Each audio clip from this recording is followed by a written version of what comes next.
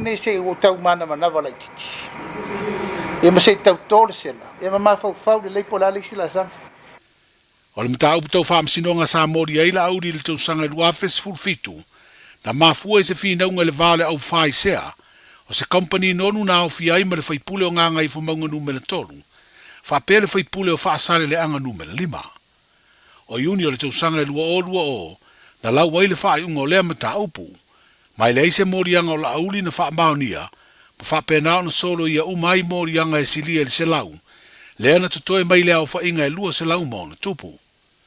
Na loka vaenga uma le lo toa le ofisa au tua leo leo ia pia, i le tai au le asfareile umawai na faiai morianga o le faipule, o nganga i fumaunga numele tolu. Na fatoa atatala ina ua tuua e la auli le ofisa au tuu, i le mai o ngā luenga leo leo i morianga o le minstao faa toanga, ma fainga faiva. E le aini ai inga o te tala i tua le sui faipule e whaatali le vala unga mua o na morianga i le whaam sinonga. I le au mai e o se fina ngalo le minstao whaato anga ma whainga whaiva, o ia tā uai o le ata atia i se fina ngalo le kāpeneta lo na tofi minsta. Wa whailo le teitai o le malo le fionga i le pāle mia i se whaasara launga. E le whaatau waa le mori o se minsta, e ui e le o se morianga tau le tofinga. O lo whaasino le fina ngalo le teitai o le malo, i le whai ai e leo morianga o le minstao whaatoanga ma whainga whaiva, e peo na whailo ai se whaasara launga, mai le teitai o le malo na au mai whalau i tele, i le tai au le asfreilen te nei. O lea whaasara launga o lo whailo ai e le pāle mia, le fionga fia me Dr. Naomi Mataafa, o le a le avea le a fia o le tofinga minstao la auli, e tūlanga e se ai le whaatinonga o le whaangasolonga o le tūla fono, ini sori ngā tūla fono. O le whaangasolo le mta upolo tua i aile minsta, o se whaipule ma se tasi sa avea ma teitai leo, o se uru ngā li ma se tama i tai uanga lua nei whaatu stala. O te tau matala whia ngai e peo na whaailoa le pāle mia i le whaasara launga. Whaalia e whia me o ina e su e ai morianga uma, mailo ai le taunu unga pe whaamaunia pe le whaamaunia hia tua inga.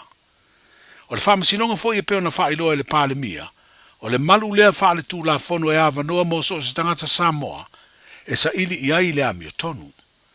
Whaale lava le te tai o le malo, o le whainga malo o le whaatu tua i le atua Samoa ua tasi, na whaatula i mai malana anava tau ave, o le pule whaale tū la fono, ma o le whaai unga fo i le whaam sinonga na wha mau ni ai, le whaatau tonga o sui o le pāle mene le whale ie, na mafuai o nta tala le toa, o le uru whale o le malo fau.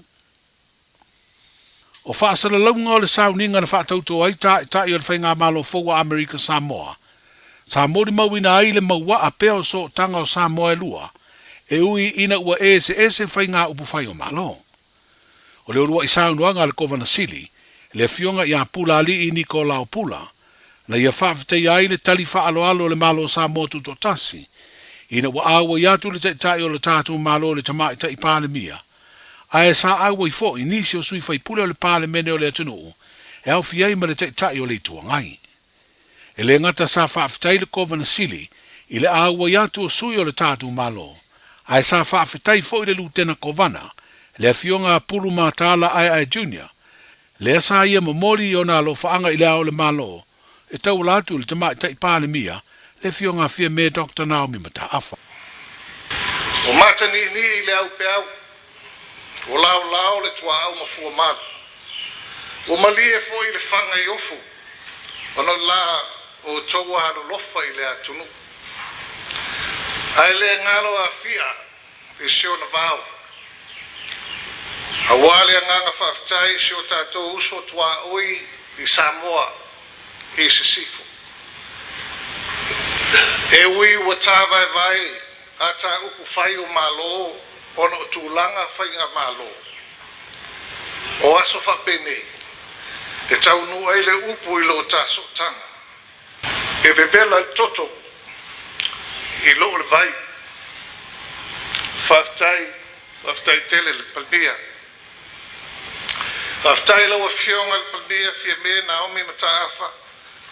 O le nai tū o le tātou a inga i Samoa.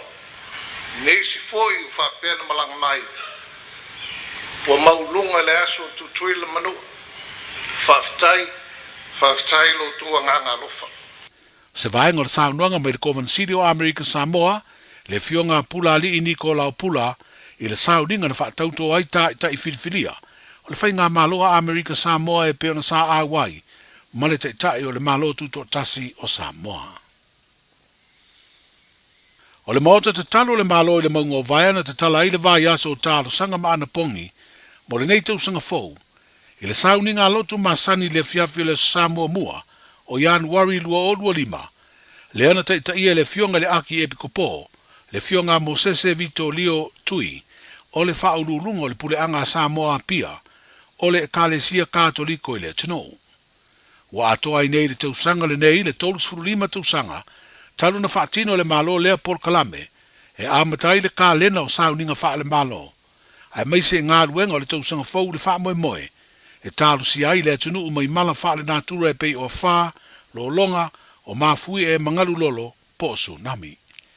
O le tausanga e whiwhi se lau iwa se fulu, na amatai le por kalame le vai aso o talu sanga maana pongi, e o whaatasi ma le vai aso o lotu o le tausanga. O tai o le malo e au fiei le fionga i le ao le mamalu o le malo ma le masiofo, le pāle mia ma min star ka peneta na awai, i le sauninga o te tala ai le vai aso o talu sanga maana pongi, mo le neitu sanga fau leo le a whai wina, i le aso whareile o le vai aso nei. Le aso ngafua nei vai aso o toia e umai ngā ruenga le malo, i na ua mai aso malo o lor kirisimasi ma le tau sanga fau. O le aso ngafua fo le nei le aso no Januari, wa amatai ona whaatino umanga luenga tau soifua maloloina, mai le whalemai i whaleolo, ai tāpunia le whalemai whaitu malo i leo muenga tuai. O le tāpunia le whalemai i leo muenga, ona o ngā luenga o le toi whaale leo lea no fuanga, o au nanga tau soifua maloloina. O tala amatai o le nei vai aso, soifua. Sa lofa lava, o le siu fofonga le nei o Samoa, le Radio Samoa. Ua loa le tautua le Pacific Finance in no ngā tupe mo so se wha moe moe, ma liu, whai puiponga, aso whanau, sa whai whai ngā balononga, ba so se wha lawe. Apa lai nei loa le pacificfinance.co.nz, pe wala au le oval se lau fitu whawha, lua fitu, e talo sanga sauna no ngā tupe i le bao le 5 se lau tala, ma le lua se furu hawhi tala. E lua minute whai lau talo sanga online, www.pacificfinance.co.nz, ai tasi le tulai whaatali e se tali, e iai ngā whaatotoa, pala au loa le Pacific Finance Limited ile oval salau fitu fafa lua fitu oval salau fitu fafa lua fitu.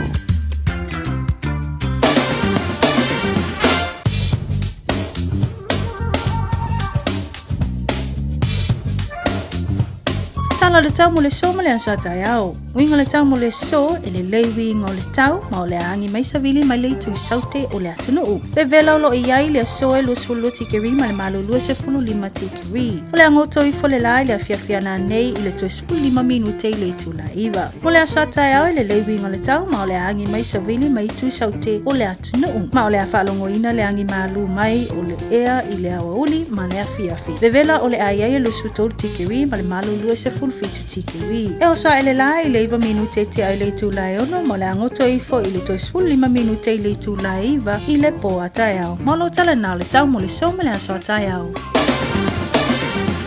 Ua mawhai ana au ina atu le tala o ngā a mata molo walu. Au aloe te toi popoli o le Galaxy Childcare e tele o na la lai au kilani i saute. E toa tele whai a o ngā ngawaa o le a o ina le whānau e ia inga whapitoa pe a le sitala lo walo. Tolus fulu i tū la, free. A vanoa le vēna le a onga mo whemalanga inga le whānau, free. Maua mea aia le whānau, free. E ia inga whapitoa. Mo nisi whamatalanga, whafsotai le o lua tasi, o valu tolu, lua fitu, lua iwa fitu.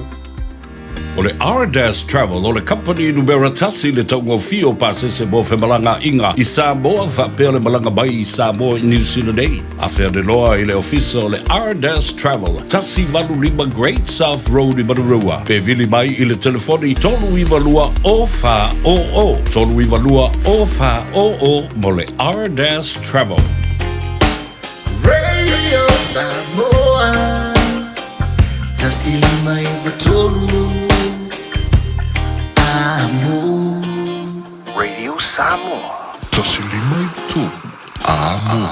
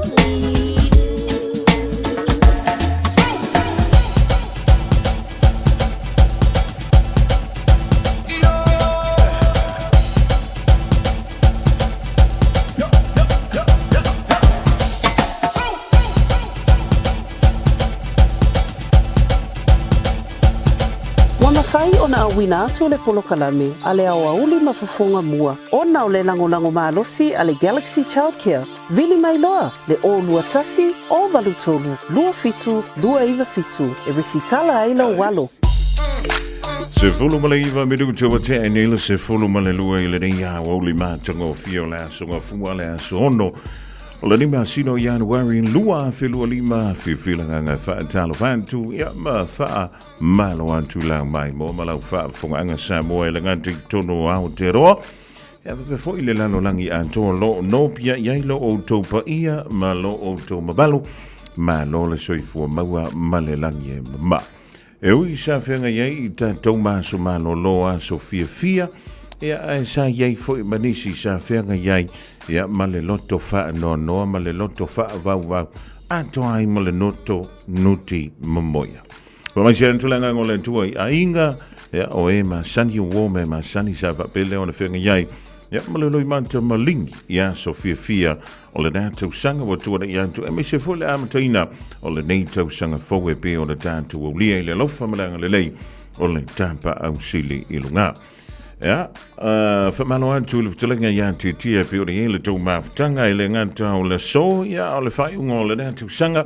ya me se le amtali ya o le nato sanga fowe tantu o lia ilona lofa malona le lei malo le so fo maua male langi e mama au na pa ia le tua so se fanta feita langa ma lole fo lau ma lole on sa te mama tina ma tua pa anga masani le radio sa mo le pol kalamio la woli ma fonga mua ya fa malo antia to le rivainga leso o a mai oe o a mai o lua ia po a mai o to pe fe to lu o to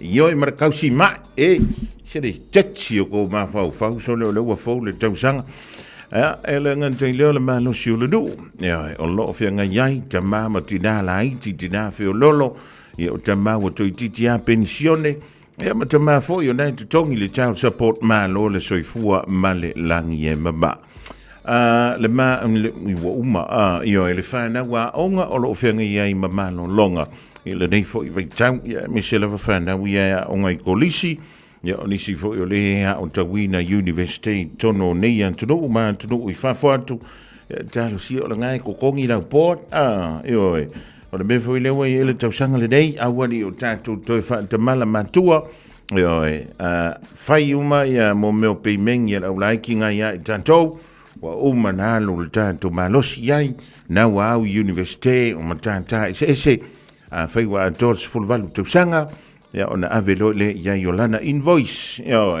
awa le ave le invoice ya e fa apea ia nga foko a lima o nga kausanga ya nga wa los fulu ma le lima pe wa kodus fulu ma le lima foi ya ona tausanga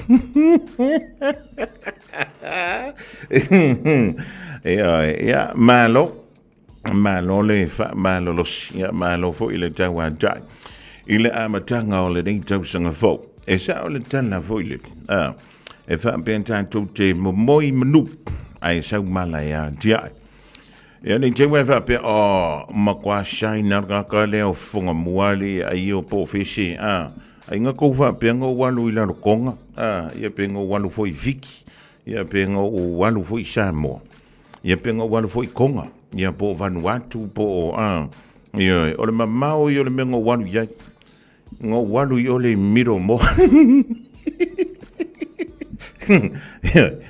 ya ole melanga na ova ai tu to wanta yo malo o loto o nuti momoya malo le fia ina mafia fia pe ole mafia fia o make it up nisi fo no ova ai ole fermai yo fa malo antu ya to uma lo fa pe le ona ta fia I to tonu mo tanga singa selenga te I miromo ya va pe fo I au kilandi ya I dai Mercy Hospital Waitakere, Waikato, Otako, Wellingkonge, Ingai Palmerston North, Mazo se mo tanga singa si tono New Zealand man tuno e mama.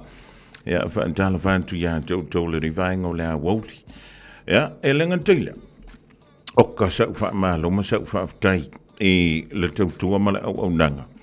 Elenga te ya li ima tu mai tai fo mai. A o ali ima tu mai tai tau si mai. Oi e le ngana o te whaalongo pea o le au ki kau mawhai e whaasa o anto fo i lele. Wha mole mole. Ka ko suia kau sangaringi. Ma suia tuai ma le whaapunga le e whaapea. Ia o lewu saur fo ma. A o vainga kunga i o whaai longa fo i whaapule o le whanma. Ioi, o ke vai aku whaapule o le whanma i ele i le skalainga. Ele o le kausi ma i le mele sa. A le kala le o mai akai ko mai. Ia le wa umaku le sfoma, chau le sfoma. Le fe whaakali le sfoma. Nga pa war ke mea roa kolea se singa mengi o fo mai o le whanma. Na o le taia o po. Lua vai aso.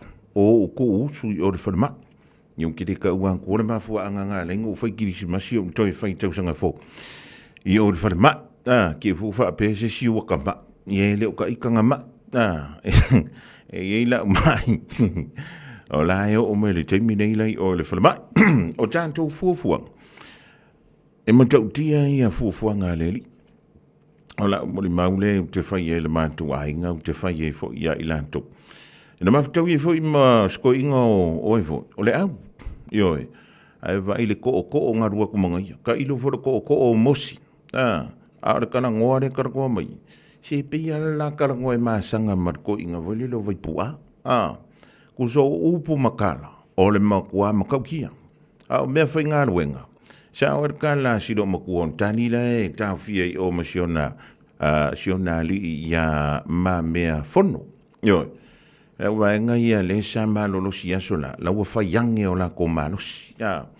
Mele mo le avajaksi e kango overcharge mo meo pasesi. Ia nga. La ua over man masinga o ngofo ia o i miro.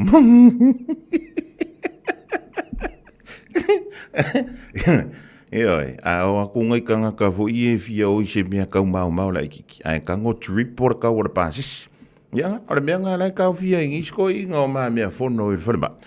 Ia ma poloka koi ma fuafuanga siro ma kua tali. Ia nga wau mga wherikakara. O le vaenga mua kekea. Ioi, kekea. O le ve fofolo na lua. Ioi, ia whailo i kausima. Ioi, se wala vale. Wala vale kadela va ai mea ai whale ma.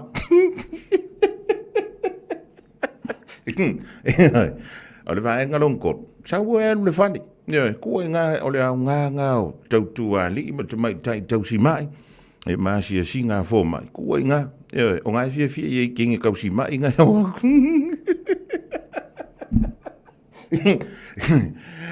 Ea le na, ele ai. Ngā langa o wanu le whalema. Nā mai le tawhau ngā si o mantua ai ngā mai sāmo. E mau ke whai kirisi masi. Whai tausanga fō. Ea kaungo mai le whenga malanga la stona. Ai te sa uni o te sa we e tātou te mafuta le vai aso le kirisi masi. Ai whafu se ia o na sa le wala au. O le ko inga lana a ver whalma. Ea. O le wha vai a kusko inga. Ia e whamadui antu le tausanga le kirisi masi ma le tausanga fō. E le sunga lea wa o le fionga ian. Teito ma le whaletua ia filo i auro. Ma no le pale ma no fo i le ono sai. Ea o te iloa o na ia o e ia le mo le meo le pusa ono sai. Fo i le stoi ino yopu. Ia malo ai le tawanta i nei vai aso o tuana iantu. E o le lau ke sa ungi. A ua mangongi le papakiu. Le papakiu o le vaenga renga whai. Maa ngai a le papakiu. Ioe. E kolu maa moe, kolu povi anko o ko. O lenga ka penga wala soi fuor sunga e o ia te vai meni. Ia la o sa ungi whaampe hui whaafekai. Whaafekai. Ioe. Ia ua. Wa o lo makua fo iskoi inga o tawa.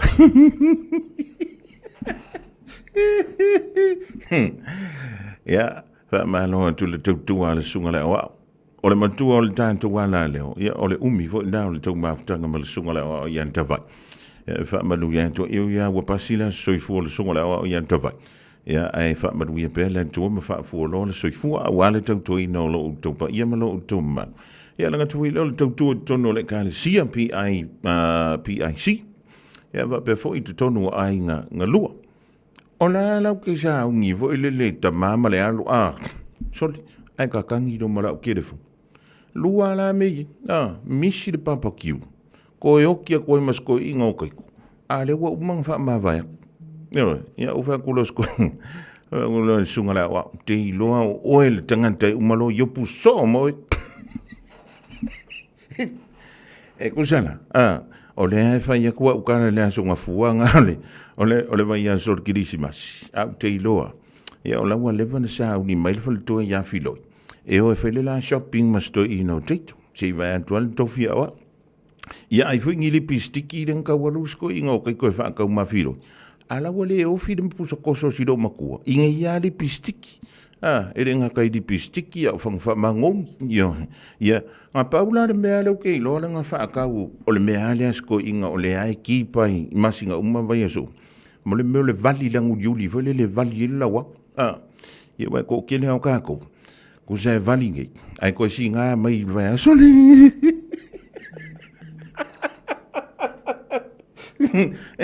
O si o ngā ponga ngā kako i e vali u. Lani me ka vali e fua kou laua. O kou fefefe ko ke mako kua. Why are you scary? Why are you scary of the singer of your head?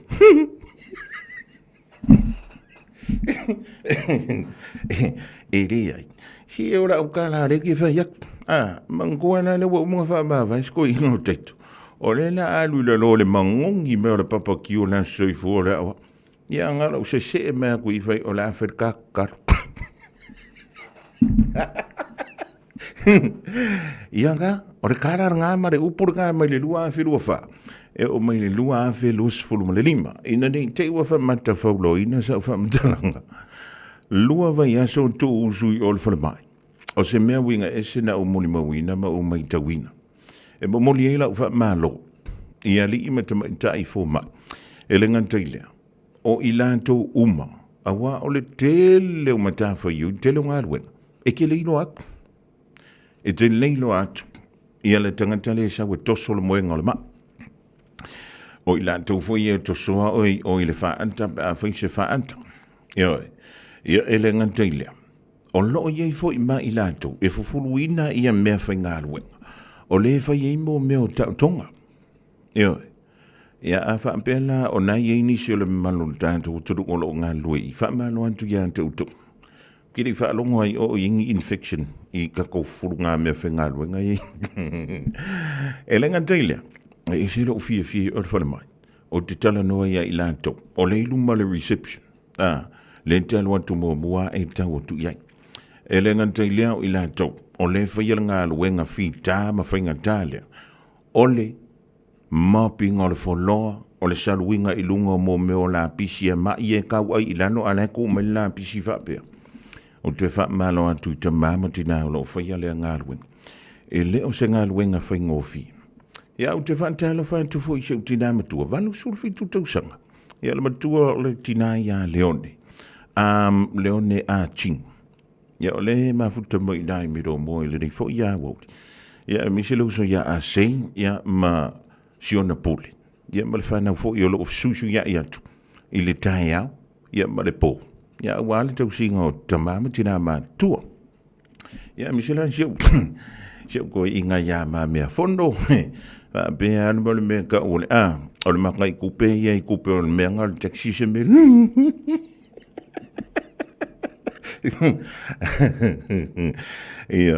Ia, o le tūlanga le nai pi o na iai. O le venga so mua taluna ua. Ia. O le tūlanga fo i le e fōula unga fo i o le mele o le whalemai. Au te whai atu. E se le wha i wākangaka. Ma le wha i kakangaka o le mele o le whalemai. Ia e fio wha kalise kati. Na fio lono na le venga so mua o Christmas. Mit le asonga fua. Whai le tautonga mua. I le awhiawhi leo le Christmas Eve. Ia po le aso lusfun ma le wha leo le masina o te sema. Ia, na maua leo le avanoa te ai tua la stona, bitai. Umal tona i le sana wa mai a i le Christmas. Ia, ai to admit i le to i le asonga fua o le tausanga fu. Mai le asonga fua.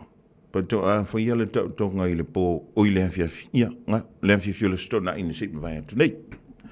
Wala na wha umi o tula utala le. Langa o le ute malama. E to tele, ma to tele, i le manu le entidu. E tupu wai le mele. O le malanga mai e tā whau tono New Zealand. E le aise wha moe. E ono tupu se pēwhea. Ia, mo te lea tanga tau sili mai au. Se ngā whai se insua. Au whai atu. e le isi singa mawhau i ngana ngā mea e ungu kupu se mea whapea. E wale ua uma nei tau tonga i lua. Ola o tāwhia pelo to ina i o le whanema. O le mea la le ua tupu. O le wha mai tala tangata ia. E le ia o ngai ke kua le vaola. O le mako ngupa ia ke le mea ngā o le vao ai ola. O i ngei au kirangi. E sia o langi vao. E le o laka mai ingi pāpovi e o la ingi vao. Ai, e la ngona la o file mu o le mea voina ua usango i le aso le nei. E la ngona la o file mu. Ona, o leo te maa whana. Sa ma whai ona whaatino la ngā ruenga. I le afo. I le nā lua vai aso i amalamātu a inga uo me masani nā sisi atu. Ai, o te maa whana. E kōsa la vai la uika. I le kuwai o ngā whai. Ai, o te maa whana o na sa ufa mo i le li. Ewa. E iei fwoi ma le mai maoli. E so o antu ma le doina. Ea, o le maoli e sua whai asani. Ia na mawhaina fsosani antu i le nausu. Ina ua mātala no. E whamela ni tala i tia. O ia i le e ka le sia sa masani na lo tuai. I le aso le a nafi. Le aso sa nafi. E antu no le whaatasi a whafunga mai le sunga i a pisu. O le au le ta ualo na suafa. Whaftai mo le ngaruenga. O le winga o lautala. E i tanga tau le whalemai. O lo o mo o mia. Ia le tautua ma le au onanga. A la tau e ka le sia. Ia, e iei fo inisi. Ua le vau na motu mai le taula. E le ngantai maafutanga mo la tau ainga. Ia va pe fo ia maafutanga. Ia maa lātou e kālisia. Ia o te whaamtai antu wai lai le tautua. A le sunga ia bishop le nā se antu le sonafi. I le fo iuso maa o te le māsanie. O te le ilo vo i le auso. Ai o le mea watupu. Whamailan tala i antia. Ua wha anoa ala. Whakpalana mea mai whango ngoa ia. Ai whamai. E iei ana tusi. Tusi alana e kālesia. E māsania na oru atu. A wau te usu i o i te hao uma. Ianga oru waku leo whai ngā ruenga i o le whalemai. I lea so anto. A whamila e ana tusi vaita. E uma antu na lue e sāwhali vali sāwhai leo na tautonga o le hip replacement. Ia po sui la palapa foile. Ia sāwhai la lo na swinga o la wa. Ioe. Ka iloa i le o ngā vai o ropo ka pe kusa ma le vai o lau ka mausani. E whamila lantara. E umatu lana savari. Whatai tai voi le waka. Ai, e rua tu fiu e su. O whatalo whai. Ia, o lisi au sili na whai. Whai, alisan, ia wa mankua. O leo la kola vai aso mako mafuka margaka. Ai au vai aku. O le miki a fuala o sadinga ofu mai e la songa fua. Arua koe mala so lua. O lea wasko nga ia le miki a fuala. E o fatulei, alisan. E o al mauliska. E fa merka malo. Sole! E fa pe kan malo. Sole! O fatulei. San. Wasi esi misi o to wainga yawe. Ai me talasan. E to se fulu o nauso. E to o no no tua whawhine. O ia e masanga tolu. Whak sole. Ola. I le mawalai o ko. Ia mako whangaunga. I lau sa mo kai. Sfuru walu, sfuru iwa, lo sfuru maltas. Au whakulai. San yo lale mea wale ngale sau sisi asiwe. Ai whamelan talenta. E hala ngau le manga ai sau sisi. O ngai o mai fwere mako a inga kele mai kala ya. Ea. E o mai fwere manto a inga tele mai tala ya. Tia wale fukua umalo kauko. O le taimi nei risan. O le taimi pito silia le na tā uai. Ia lau a inga. A wā o nei fia ngai o e mati ngā o le tino. Ai mo o mi ai la le a sisi mai o lau ai. Ia. O le mantala no ala ia le mastama. O le kangaka. Pefa a korunga fsidi mene me kasi. Nga ulo ai le inga. O le uso ia sa ni wakau sprek en foi le mawau la toui. Pide i ropo anga me sa vei wakau sprek. Usa la wa mga replace le hip. A le wha ko lungo siri me kasi. Na o mala mai fo. Ele na o le pauna o le afianga. Ono a afia le sunga ia san. Ia o whantu no lai, sole. Oi lai tonu o loa a inga, o oi. E iso tolu. Ai kangi da kwa mamawhai mai. Ia o lo tolu. Ua fia e tau sanga talu o na mali. Whaku soni tālo wha ia wha mai siangkula ngango leli. E iso whana. Ai whameka la kamano. E ilo atali. E lusun man tolu tau sanga. Ai la vea e a fia. Ile ngase leo le mild autism. Ia po ole ngase fu ile le. O lea ea fu. E a fia ia whanau. Ele anto toale malo si o le tino. Ia to ele anto toale malo si o le mafau. E i mana o ngā wha. To. Ia wha tule so le talo whai se usu. Sani e se me te momia. Whamai sani. Oa. Ele ma sani la ua langa i la uwhaistanga te se mea. A o mana o i se mea. O te tua o ilunga walua o ia ufai ngā luenga. Su e mai le tupe whai e mea mana o ilo o tali. Lo whai antu. Sole. Tu tusa le leia anta walisan. Tusa le ta ai pangalia. O le nawa whai na ia lo tino. Pa mai lona. Sole. E pi wha pe ngar karangoa rak pa mai. Sole. E ri wha pe ngā sa karangoa mō mastanga te wha bai. E yeise me te manawa. Koe kūwhoi lau kama maranga woka wāna e io. O lai karangoa kū mea o laku sao wha. Io. Ja, of e yeise me te manawa. E wha merkala lau kama hosa. Na pau me lau te manawa e wha maua mai. O lau tuspa ia. Wha Peritania. Ia matusi ia manto e kaile siele wale ilo po e wāna maa. Ia nau whantule ia. Ia wale li. Awe te pot. Le ai mas whainkaor ngā mea. Ia.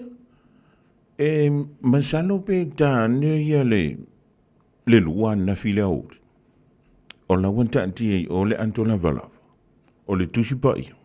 Ia ma le tusi alana e kāle sia. O uma fuina u whaafso tai. Ia au nā le antua.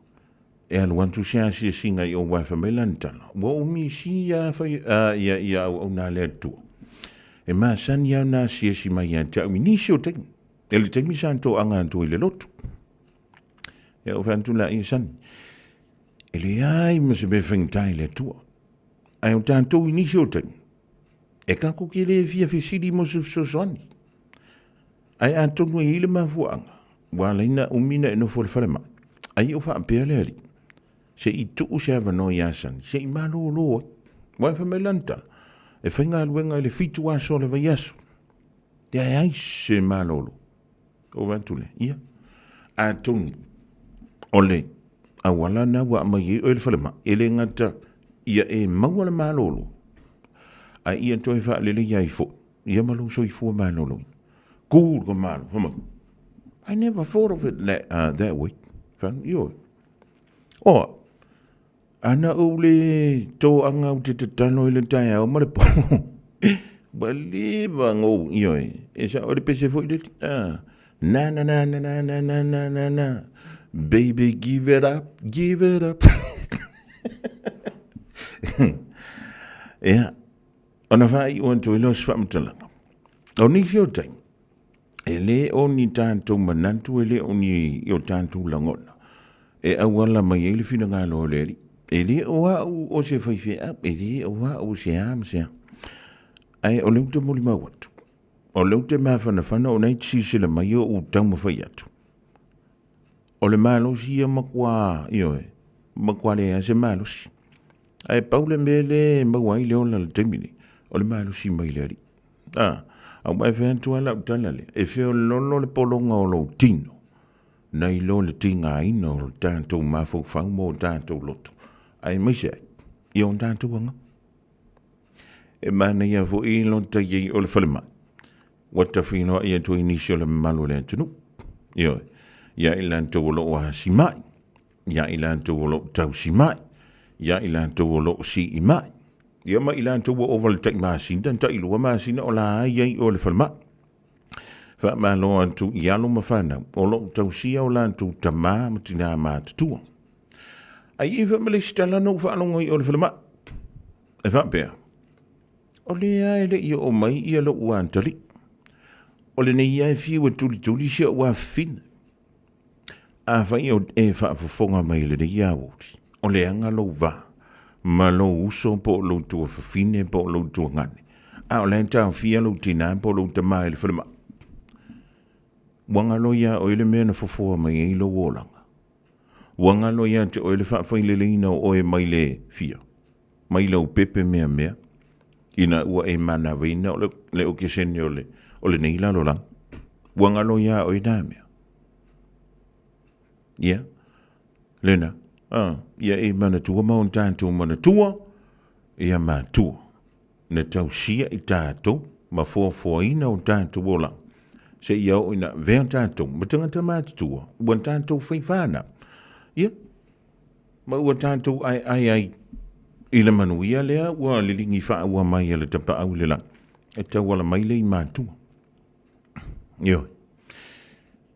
E matau tia le mea na o muli mau ina e haui. Iyo, au whape. E wai la malawai, ngarang whamai. Kalo whaia funga mu. Kalo whaia se. Ia manguia lau ka kia i ngāra whare mai. Toli. I reo auranga running ngāra whare mai whamur.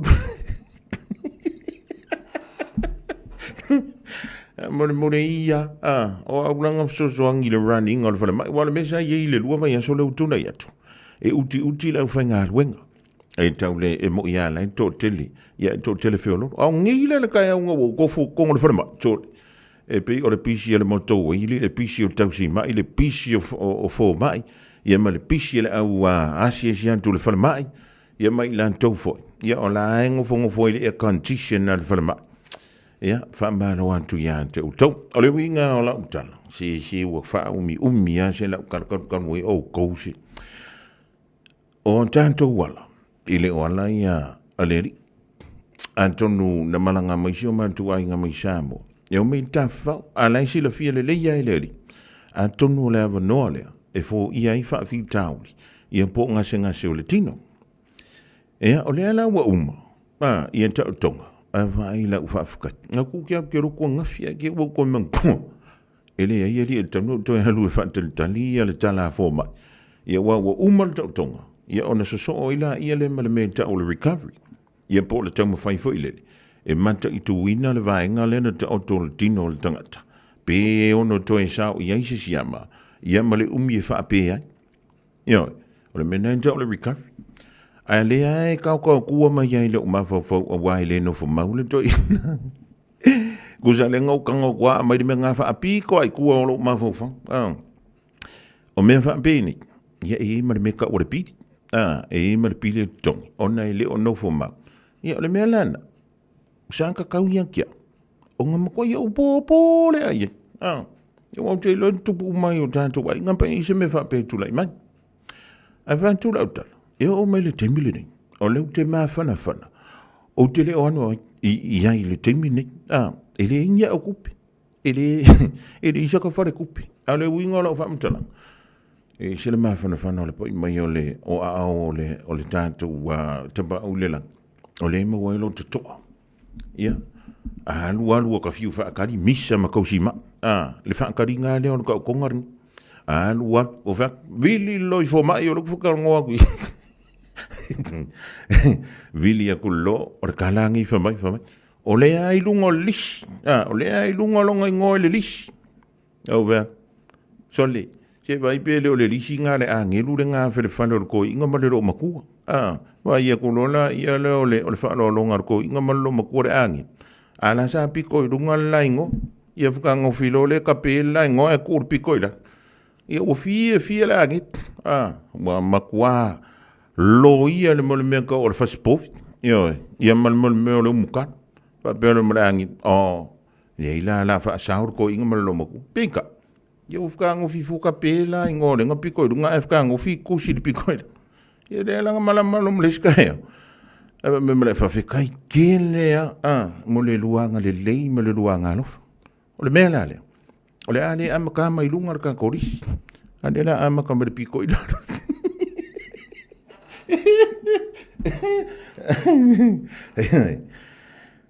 ele fai mea antai o le whalamai. Na paule me te maua. O leo so ilunga o lo suka. Alua kua ilunga maloko ko mawarunga. Ngā lo fia o le vale a malo fia fusu. E iai aso. Wata wha longa tuai. So le koe a pāro ka maa fau loka ika. E alango uika. O le fiu e whaakati. O antalana, awa pe o le sa ni le tautonga. O te lo le moli mau to te. O le whai mele tala. O le ilunga lisi. Na e whai antula. O awhia. Mami, o le aso a le ilunga lisi. Ai o le lisi o kupi. Ea, tā le tasi. Tā le lua. Tā le tot. Tā le wha. Ka le lima ko whape. Ka fio rai. O le a umma ko fweringi yesu. Manatu. O so senga se la vai alo ta oto. E fa angata le ai, po le tau sami po le inu. I le tau le lua le vaveau le aso le fuafua e ono ta oto. Lua, kolu, fa, lima, ongo, fiku, valu, iwa, sfulusu, kasulu lua, kasi lua, kolu, fa, lima. Se fulu lima i kula, se fulu ongo i kula whakarikat. Ai leise, ai leise. Ia oka ika fui la le ngofua iu. Se buka wha alongo ku. Toli. Si wala kalaka mai ia iluma lusi whelor. Ioi. O le winga o la utala. O te malama o lewa o wa aimo o moli mauma o wha amtala inatu. Langona. O leo te iloa e langona ina ele maluma le pa ia o le tātou. Tunu. Ia o te wha malo antu mai tolo bulo. Ia ante o tau le la pane. O te iloa nisi ia o ai imo meo wha alupenga ia folfolanga i o le whanama. Ona o le melea. O le fiu e whaatali. Ai whamele tala. O le ai. Se ilonga e ka leo ngole fios. Ia pe a whole ongo isi aso. Ia pe ka whole fiku. Ai saulo maltala na lela a whaatanga le ai al toi ina polo matua uale saufia fo ile so. Ia. Ia fika ngela e oi pole aso langona pe a whaio oe la ke ngofore whalama ile aso a koa a ua koru wha lima ongo aso fiku. Lua vai aso, koru vai aso, wha vai aso. O le tala le na. Talo sia o le aonga. Ia monisi o tātou. O lea i o no tupu e le mea leo o le whaafose. Ia o na awel whalamai. Ai misalawa. Ia nahi o tātou tau ainga mai Samoa. Tau ina i aonga se whaamatalanga wutu i nātu. O le mepi to sili o na tāu. O lo wau ngani i le antu o tau fuolon suaf. Ina i efsosoni mai. Awa a ele ko al whalamai. E wanka o koe makai karwharama i loka ika. Nio, a le lava lau ono sa. E wanga ave ma mea lunga i loka, e le se meka alo aisis. Na ufa pia fo ya uia o le meo le polo ngā na i o uso i o pantala vea, i a muri pola Wayne Laus, o skoi inga o kere meke. I le aveo i la antau mawhaiava. O se mea whaingta, a loko whea. O le ngofo le whale mai. O se mea piko silia kunga whainga ka aso le. E maa lolo nsa. Maa lolo tawa nsa. Maa lolo soifu mbaua.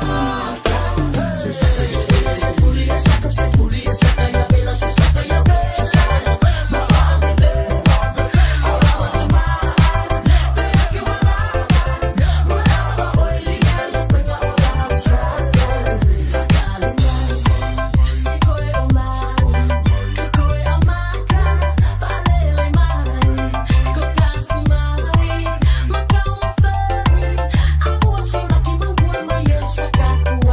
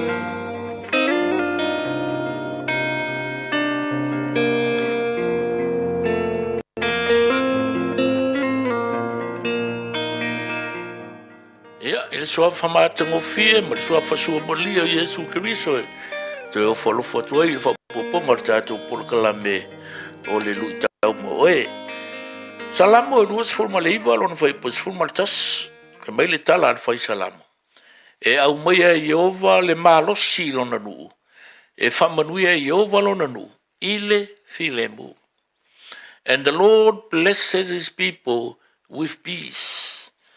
O le lui tau mo tātou e le nei aso. O whē maua mai ei lo filemu. O whē maua mai ei lo filemu. I le lalo langi pisi le tātou te iei. Ma le vevesi. Ma le kele o kua inga lui kau ia kako ke iei. O ngisi kaimi. Ua kako leiro whaawasenga po lan me kong wha mua lan me whalongolua. O kako leiro iskemi pe mua le ainga pe mua le loko. Ia pe mua le ngā luenga, pe mua le sa ilinga o le haka maima, ma meo kau i vinga o kālonga. Wa makang pe wha ua leiro whakulanga priorities. Wa maka whainga kau leiro pe mo se ko afi le mui me e whai ora kaunga kāre soi fuanga. A ora maua lalo le kulanga i kokongi. Whai mai la le tala le whai salamo. Kala lenga whai ua ovo i le whaafe kausanga. O ua ovo i le ongo afe kausanga kalma kusi upunge. Ai o mai i le tae ao le nei ma le awa uli le nei ma le afiafi le nei. E ku mau longa wha maongi le mungi e le suia. O Yesu o ia o le pongai o le filemu. O ia o le filemu. A o mai ta mai whaafi kauri ma ki ngā ma vala o le o langa le nei. E le ai ia sesi. Wa ngā o Yesua. Wha mai le mau stasi ali. Increasing our pace has decreased our peace. O le whakelekele a i o kako walu. E la i kiki ai, ma kui kiki ai, lo tātou filemu. Ae ia e mautinoa.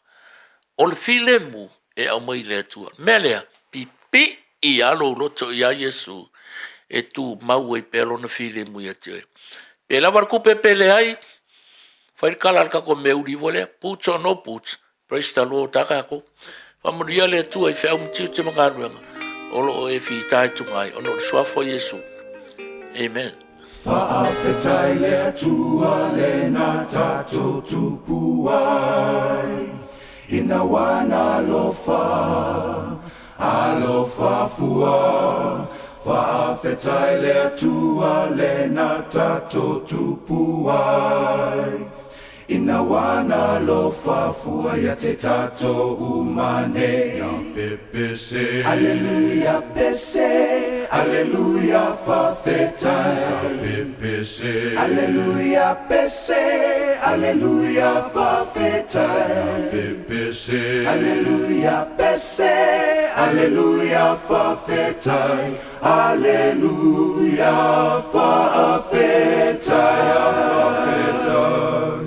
Whaafetai lona alo le na afio mai lunga. Lewa whai ma wha paolo. Whaafetai lona alo le na afio mai lunga. Lewa whai ma wha paolo ai le pua puanga. Pepese. Alleluia pese. Alleluia fafetai. Pepese. Alleluia pese. Alleluia fafetai. Pepese. Alleluia pese.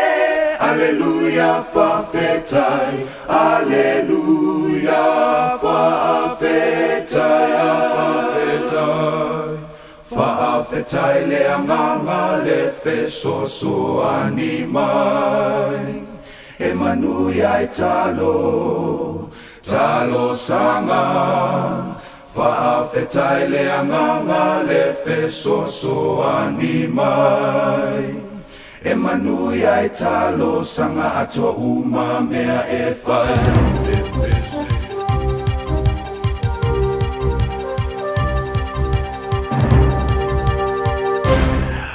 Moniale, to sang fo mo e fa tala fa tu le tunu mo tapo inga le foi tu la le uli tala mo lo fa fonga mai tala tomoa. Fa nga ina le ngo se li professor fa nga tu fa vole tong tingo le bai suka. Le fia stanga tanong lango I tanga tole ele Northern Marianas I tulanga o turisi o tanga tai whanana ule tunu. Ta longa manamalo le teina Denmark I champino le tenisia le Auckland Tennis Classic e unoma le manamalo set a whaia I whalau te leino ni tala. Wa so longa le leile te lia tole vaenga mo le pui ngo wha mai mai in set te o whale mai le tunu por biosecurity. Ina ua maose pepe whata mai o whalau ina Somalia le Oriental Fruit to Fly I au kilani so te o le pepe o tilo e se taso in seti pito silo na le angasana whata mai to e lau tele mai isi pepe whata mai o whalau aina mai mawhaina lamaki ai nei o loa whauru whako le tunu o le pepe se maua I te tono o se maunu sa tau I tu o se whale papatoitoe I le aso wharoile ma whai ai loani fuafuanga whaatino mo sa ilioni si o pepe ma vau I aile salalau. O ni te pula awa wha maalo stia I ni sone se lua, I te tono o le lua salau mita, I le sone a. Ma le tasi te si ma le 5 kilomita o le sone pi, o le pata amelo sanga mai le vaenga sa maua I le inseti le mangalo Cray Ave. I le sone a, e le eini whala o ina Somalia, a po whala au whaisua, e ave fafo salava pe sa whatawina, a peru toina lava I whanua o ainga. I le sone pi le ka vai le 5 afe o ainga. O whala o ina Somalia, o whala o whaisua ma I la awe ola, ma toina lava I toa pare o ainga, e le ma whana ve se ma whawhatu o no whanga. E u lava se lau varu sumarpitu, ia maunu ua mai ona tau I no whanga o papa toitoe ma mangere, ai o le isi se lau ma le 5 maunu wha o popo o tau I sone o awhia. E risa bali tolu se lau ia pusa mo la pisi papitoa, ma ni vai la au whata ma in setu o iai, wha tuina fo I le no whanga I la fo I la piso whala o inam whala o whaitua I le vai aing. Alia kom sina wha I tūlangi le Biosecurity New Zealand to Mike English. Wa tāua tele le vave whata mai o le inseti. Wa awhia I whatilonga mo le vave tinei o le inseti ali tuwhaina lea o tustu stinga le siria malili mafe o ainga I no whanga o awhia. I vai aso lumana I mai o le atuwhaina atuai ia nei tustu singa I ngangana ese awhia le ngangana sa moa staina hindi. Te reo matonga. I nei a mori e toi se awea I tangata ese I papa toi. O se le professor sa whaakoringa ina o ia ese tangata le whaatawina leo tonga fitinga pepelo o re ngāsinga se o le suka. O tā pāina tangata New Zealand e aua nei se tia I nei whainga lo loto pepelo. O Sir Jim McMahon o se fōmai whaapitoa sa taula mua I tonga fitinga o le suka. Amatua I māsiasi ina o ia maua na whōringa malo na leo. O whaanga aina e whaavale ai ngā singa se a pia le tu aingo mai suka lua po le type 2 diabetes. O se ata video sa whaasalera wina I lungo le tula o le Facebook I a November. Ta tua I ai se awa onga sa whaatino Sir Jim e tapa ai ngā singa se tau fia le whaonga ino vaila au o le metformin. Ai whaatau I se o loa tau whaavalea. I le memoni o le ata video sa whaonga ina o wala tau whaavalea o iloai o le AI deepfake technology e whaafōringa ai luna leo mo na whoringa. Mai e tā wai o le awala tau whaavalea o le ai lea tā le te lero na whaonga ina I le whoringa mai ai o ia tonu lava lea sa whaonga ina nei whaapunga. O ia tau whaavalea e au fia ele tā ua le maua vaila au whawhale nā tura mo le mai suka. Ma le tūlanga o iei nei a vaila au whaafo mai mo le to ainga lua o le mai suka o le tā whenga iai. Mai e le te tau ina toi whaonga ina. Wa papole ia Sir Jim o lona to mai whaapitoa wa whaonga ina. E whaaleanga ina I tangata tonu sa au fo ina I lona o langa a toa e vito sori ai. Ai mai se ele matau tia tele I le longo ia e tau fia le whaonga ina vaila au. O Stacey Edmonds e whaapitoa ia o onga o le loto whainga tau whaavalea po le deepfake scam educator. O lo whainga ruenga mo le Mastercard. O ia whaalia. O whainga tau whaavalea o tele aku le vea ma mea masani. Ma le alu I luma o iei nei. O mauria se alia fasio tangata ina o maose tino maliu o se pepe retono se ta vale I le pōna pō. A paria leo le ali sa tau watu le ofiso leo I manuka o le tu se maritasi le vaveao. I sina tei mulmuriane ma o le tino maliu o le pepe retono le ta vale. O le ali e toso fitau sanga e na tei lo le tamaititi moro na inga o lo tulai. I le whamasnonga e manukau I le aso. O se whainga malanga le New Zealand sa toi tau fia sina taipi au sao nge tuwa ese mene malai vale le kale estete le tai au nei. Ina wa sao ese manule le pe au le vale le. O le fa inga malanga sa tu va ese mo Brisbane le tele ki to leono le taio. Esta fa po se no tao fia mai le ese. O Bend Anderson ta se pa se tai fa dia le Tony Sila. O mea uma sa so longa le peono ruai fa sao sao ile after va le mo le tu va ese le taimi na fa longo ina ilo se pa o. Fa po se e lona tao fi le va le matu ilalo wili luma ma to e fa so le moni to ma tu ai. Muli muliane longo le pa se o se manulele sa sa o tonu afi uma lua o le va lele. O se tangata lango I tangata lele ele po le Indigenous Advocate I le moto Northern Mariana zir pa speka. O le fi le tulango turismo tangata fana na ile tunu po le birth tourism.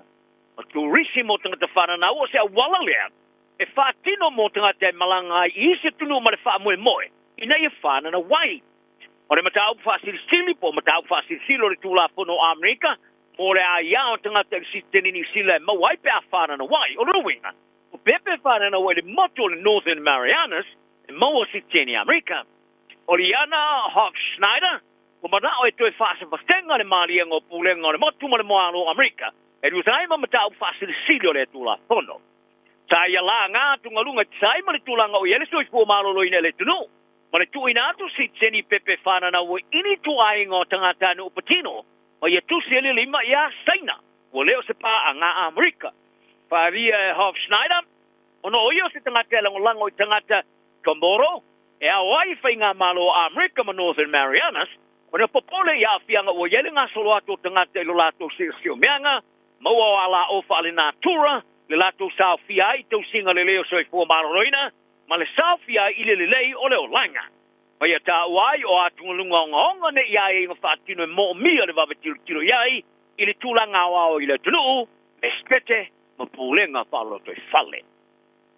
Ia taro talonga le tomata ta alo tenisi numero mo le rolangi sa mo ave ma numero mo le rolangi Naomi Osaka ta fate io to fa ui mai tu ma so nga champino le ta mo sanga tenisi ta tasti tama Italian ASP Classic io kilani le sona nafi o tasi le seti o siriai.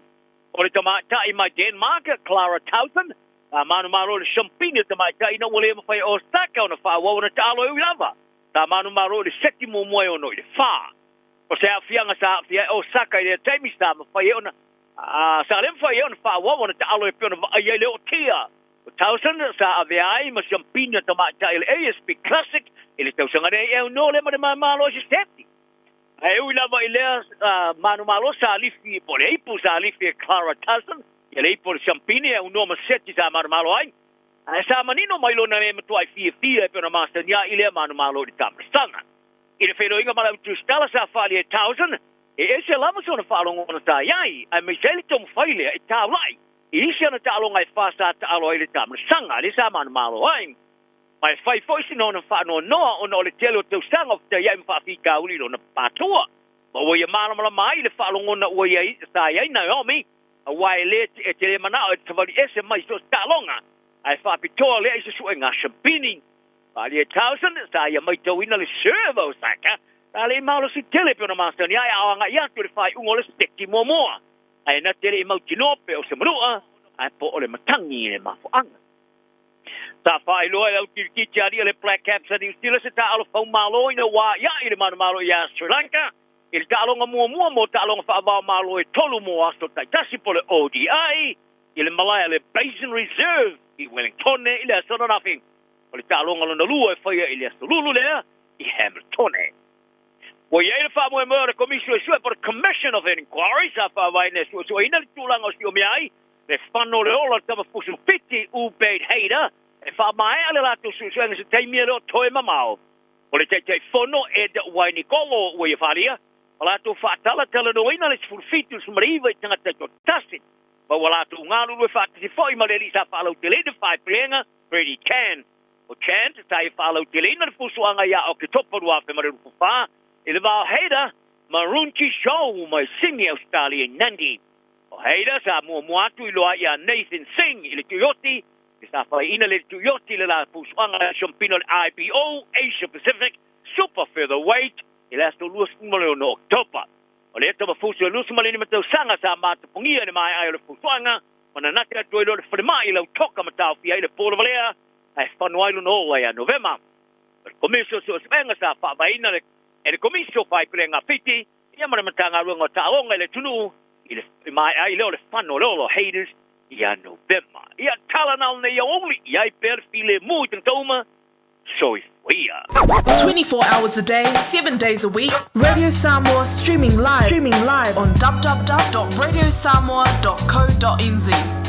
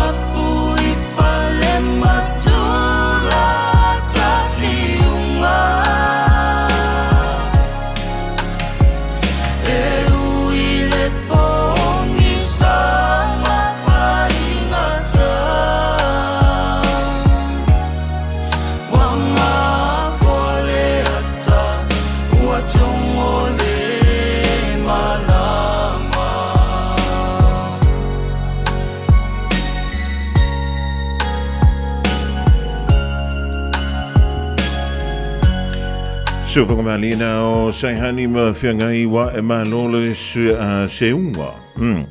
Eda was fulmale valumiru to te ne ia le tu lai tasi le ia o le mantango fio le sungo fua le sono ne le masino ia no worry lua fe lua lima malo le so fu maruia ya fe le try to mali fo mai tol mai le va son teni ma lo le fa ma lo ia o mai o to ya o to nga wenga e po le dai ave la to lu va yaso ia po lau fava yaso ia po le ioni o solivi ia na fosile maso ia lele manatuale ia olfina mi meni o solivi ia tatawana ia se mafuanga tatawa leina e manolo ia fifu i tenga singasi ia talo si o singa se mo fifu na tatausi mai pi o aulena wa PCA le vai aso le ante ni mo no tuatu e kakaunga yengi fa maungi ngau mea nganga APC.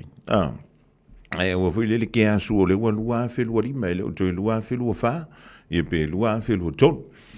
Mo le antulanga nga fa tai le sunga ya se uli umlau le ifi mo anta tu tala e pe o fa funga chile anturo o stemi ele o toi mau a fina emisia ya o te pole o le am fe ona e toi fa funga ye le tu lai lua i le awo le dei. Talavantu ile usoya Asuelo Junior Antuia. Ma lo le ngalwe ma lo le on sai. Yo o fa popo ina nei lo swafa. E tonu le lisi o le au vali fali. E pe on ile au vali fali le a poe. Ya ma siu te mai ya Solomon Alesi. O le mebi to sili na taua. Tanti e to tonu le fali. A waile mfina no fusesi tonu le fali. Ya be a vali to tonu le monta po le lawa fo. Tau tuana ma o tau, ia e wha malama o maota, ia malawa, soso ese tau a pewhai, ma mea nao wha malama. E leo o tau ni tangata whai wha malama, e leo o tau ni tangata furu wha malama. Ia na paule mea, o le vali, o le tino o le fale. Manto tonu o le fale, ai soso ese ma wha malama. Tu upea le ngā luenga le au whai wha malama, ma le au furu wha malama, e o antu e wha mam wha leina tu. O tele ina ta ei, mea ia o wha malama ma o si o sia, o na o le tau so fua iai, ai lea a fia, i lalo le tau kon kalati. E masani ai, o na sasapa le vaai, e ma amantai na tau li linda vai, o na o le so fua i au tafa o wha malama. E le ngata i tono au kilani, ai wha pe fo i so pitu no o New Zealand, anto ai malalangi anto. O le wha silanga ta ua le dai le dei ya wauli, mai le pūlenga o wha malama.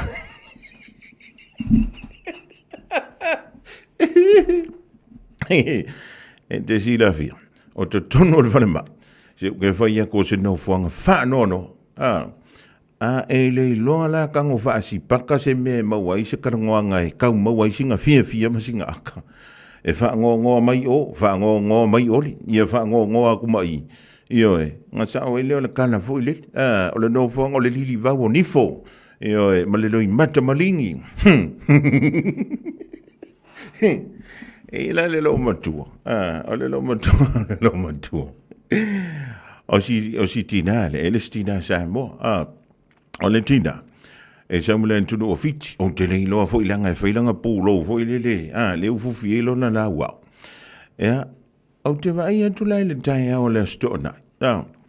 O lai sa ulo matu, o lai makana i kua le i e whamalama, fo ilele le mele te tawhana whantua.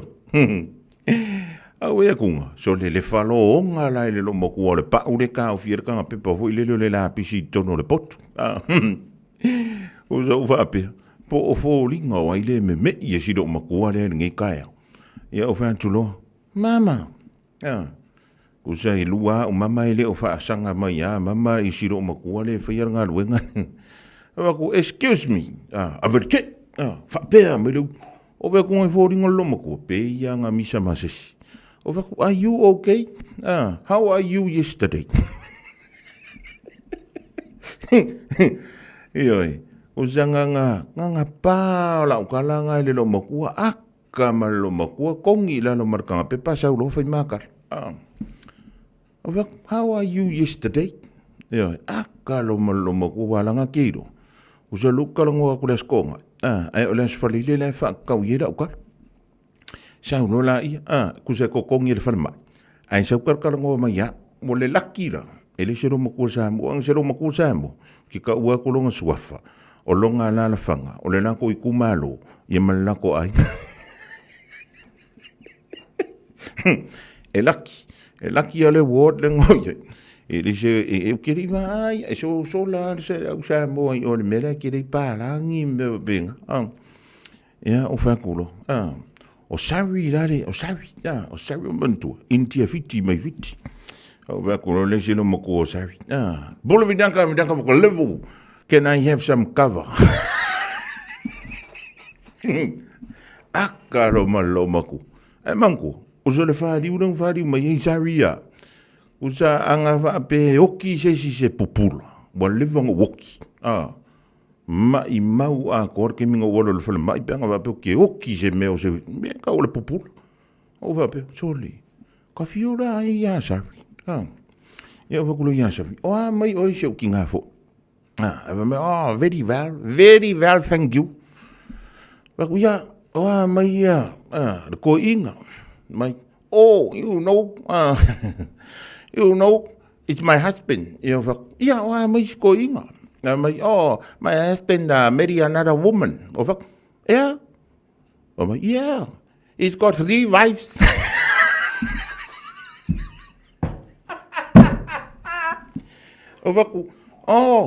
Sorry.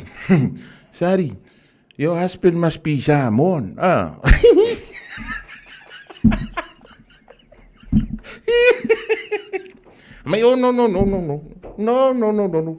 Sorry.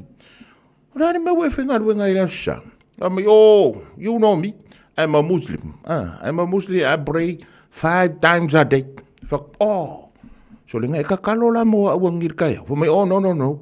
I stop my prayer. Because I'm working. After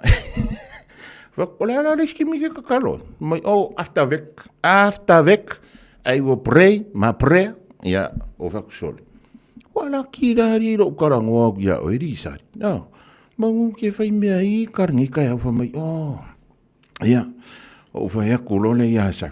Ya, ba yo shoki ngari sa. Ya. Ke lo le me nga le ngai fa u kaya. Mamai. Yes. What? Aku, sorry, you need a husband. Olela yela o uncle le mangi. Le need a wife. You wanna meet my uncle? May sorry, I go come back. Lalele, oe inu ole vasa.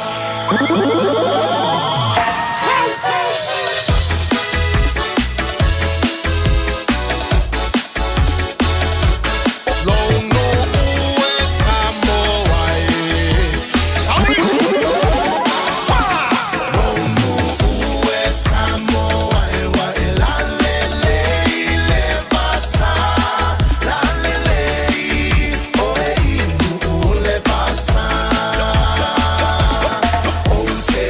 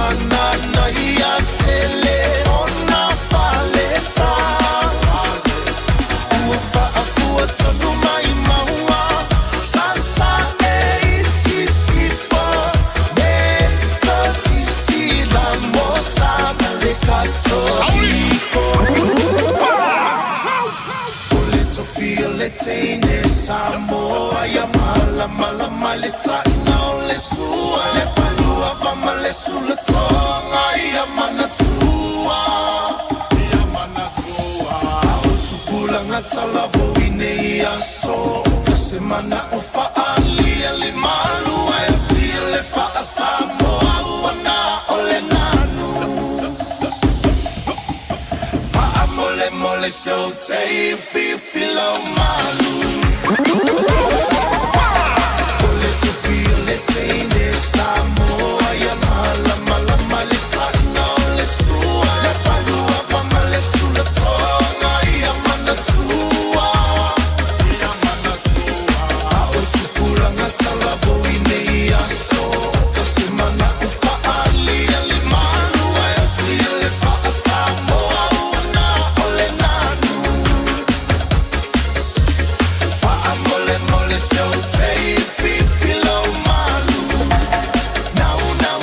Mali o le sunga ia wino le divai ngole woli ina wa tonu le tula tasi mai ale ele fa longa fa pisi si awada tul polo kalambe ole agri tole a whaialo sa ili se a onga a matsa molo walu. Aua loe te toi popole o le Galaxy Childcare e tele o na la lai au kilani i saute. E toa tele whai a o ngā ngawaa o le a o ina le whānau e ia inga whapitoa pe a le sitala lo walu. Tolus fulu i tū la, free. A vanoa le vēna le a onga mo whemalanga inga le whānau, free. Maua mea aia le whānau, free. E ia inga whapitoa. Mo nisi whamatalanga, whaafso tai le o lua tasi, o valu tolu, lua fitu, lua iwa fitu. O e mo mia singa luenga le customer service, hospitality, po le avea fo ima leo. E te leo mautinoa, po o whea a matai. I le MSL training, mātou te whesoa soani atu. Mātou te malamalama, o le amataina po le toi fo i atu i aonga. E mawhai ona whaafai ngata. Ai olo o iai le mātou au whesoa soani wha maoni. E taita ia, malangolango ina oe i lau malanga. O le MSL training, o se a inga. O se no fuanga i langolango ina oe, e wha malo si au, ma wha manatu atu lau sini wha atu. Asi i le msltraining.co.nz. Pevala au loa, le ovalu selau, lua, fa, tolu valu. O lolu manai, e a mata atu, I inei. 24 hours a day, 7 days a week, Radio Samoa streaming live on www.radiosamoa.co.nz. Bread of life, sent down from glory. Many things you were on earth, a holy king, a carpenter, but you are the living word. Say it now. Come on.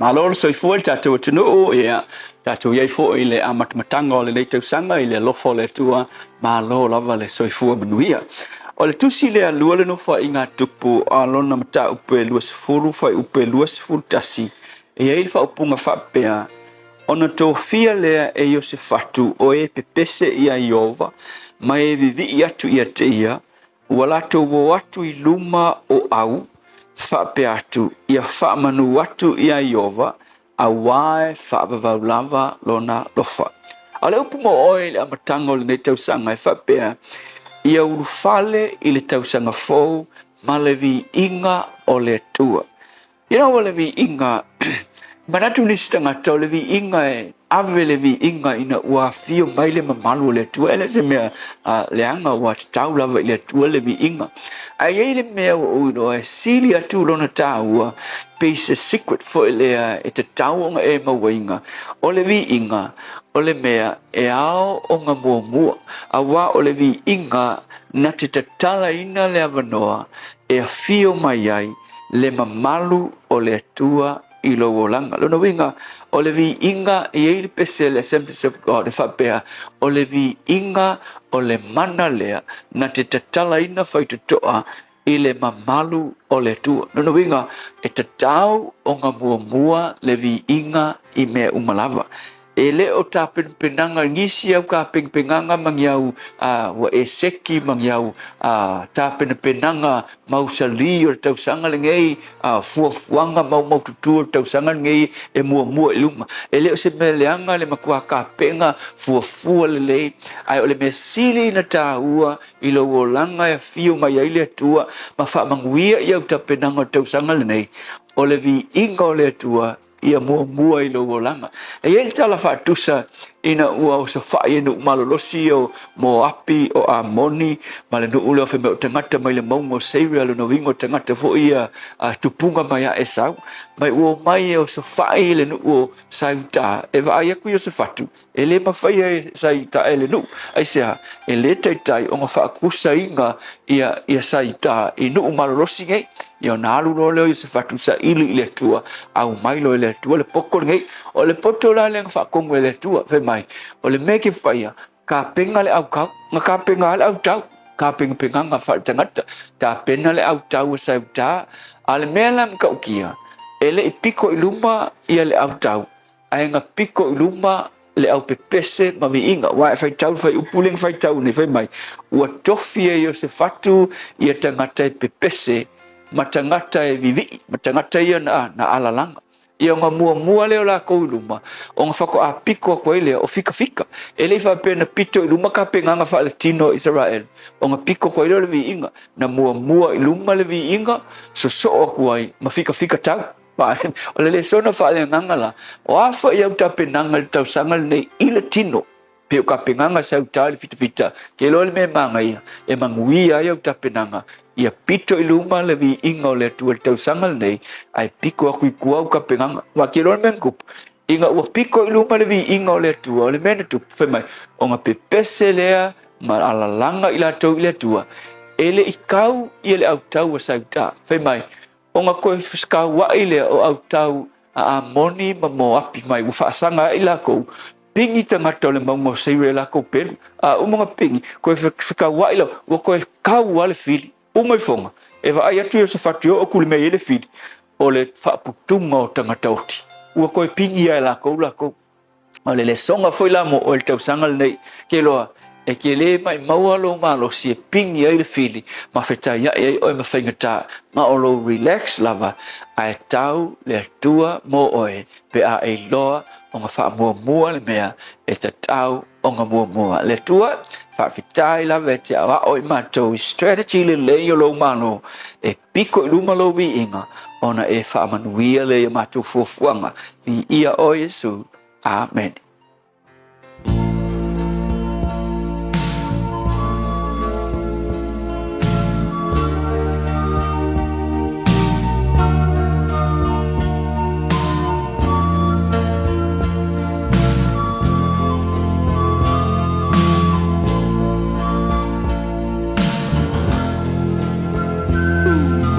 Ele hace alofa, esilia.